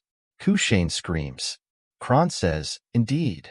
No way you could lose to such an attack. Andreas and Timer appear right behind Sharon. Andreas attacks him. Kushane blocks the attack with his hand. Sharon laughs and says, do you really think you're a match for an ancient magical beast? Andreas thinks, using the deadly sins here might make it easier, but greed has its backlash, and sloth is still in its cool-down period. Andreas says, seems you like antiques. If it's an ancient magical beast, I also have one. Remember that big arm from earlier? Sharon thinks, could it be that it was a giant? Where did he get something like that? Next time, I'll have to crush your head. Andreas thinks, I've got to taunt him as much as I can. Sharon says, try it. If you can, that is. A magic circle appears under Andreas's feet. A big explosion happens. Sharon is laughing. Andreas is floating in the air unharmed. Sharon is really surprised and says, how? Andreas thinks, this is vampire's blood magic? Could it be because of that time? He thinks of a vampire biting him in the earlier chapters. Andreas thinks, I see now. Sharon was probably studying Angela's blood. Sharon says, how did you survive that high-rank blood magic? Andreas says, how knows? Maybe thanks to Angela Lucifer's gift? Sharon gets really angry and says, "Don't tell me it was you who let that vampire escape?" Andreas says, "My bad. Maybe you should treat your pupil nicer." Sharon gets so much angrier that his head looks like it's about to explode. He starts to attack. Andreas easily dodges his attacks. Sharon says, "How dare you? How dare you ruin my once-in-a-lifetime chance?" Andreas is dodging all the attack of Kushane. He thinks, looks like Nickel managed to hide. Now, Andreas attacks Sharon again. Kushane blocked the attack. Sharon thinks, this brat. He's more skilled with a sword than I thought. Andreas appears behind him, and he is about to stab him, but Kushane blocks him in time. Andreas gets hit. He coughs out blood. Nickel appears there and cuts one of Kushane's leg. Sharon is really surprised. Andreas laughs. Nickel has cut one of Karen's arms. Andreas says, "Good job, Nickel." Sharon is screaming with pain. He thinks, the crystal. Kushane screams uncontrollably. Andreas thinks, crap. Kushane's control is. No, without the crystal. Sharon jumps toward the crystal, and Kushane is behind him. Kushane eats Hail of Sharon. Andreas gives Nickel an order saying, "Nickel, please grab its attention. We've got to recover that crystal." Kushane breaks the crystal. Kushane is about to attack with an energy beam from its mouth. Andreas says, "Not good." Kushane's energy beam is ready. Andreas screams and says, "Everyone dodge." Kushane attacks, and a really big explosion happens. Kushane quickly grabs Andreas. Nickel and Timer are watching him with angry looks on their faces. Kushane easily throws Timer away. Vivienne gets there and cuts Kushane's hand. Andreas sees her and thinks, "Vivienne?" Andreas gets free of Kushane's grip. She says, "Andreas." She jumps toward Andreas to grab him. Kushane appears behind her. Andreas sees that and thinks, "No. Watch out." Kushane hits her with a really powerful punch. She goes bouncing really far. When dust clears, we see that Timer is holding Vivienne. She is unconscious. Andreas is relieved to see her safe. Andreas says, "There's no time to be worrying." Andreas brings out a sin of greed and thinks, "Wish I could do a bit more research before I use it." But, System says, the original sin has detected greed. Would you like to use greed? He thinks, it's better than ending up dead here. Use it. Vivienne opens her eyes. She is really surprised to see Andreas standing in front of Kushane alone, ready to fight. Andreas is giving an evil smile. Kushane attacks. Andreas easily dodges it and says, "Filthy ancient beast. I'll turn you into an undead and make you my slave." Andreas uses his sword to attack. Kushane easily blocks it with his arm.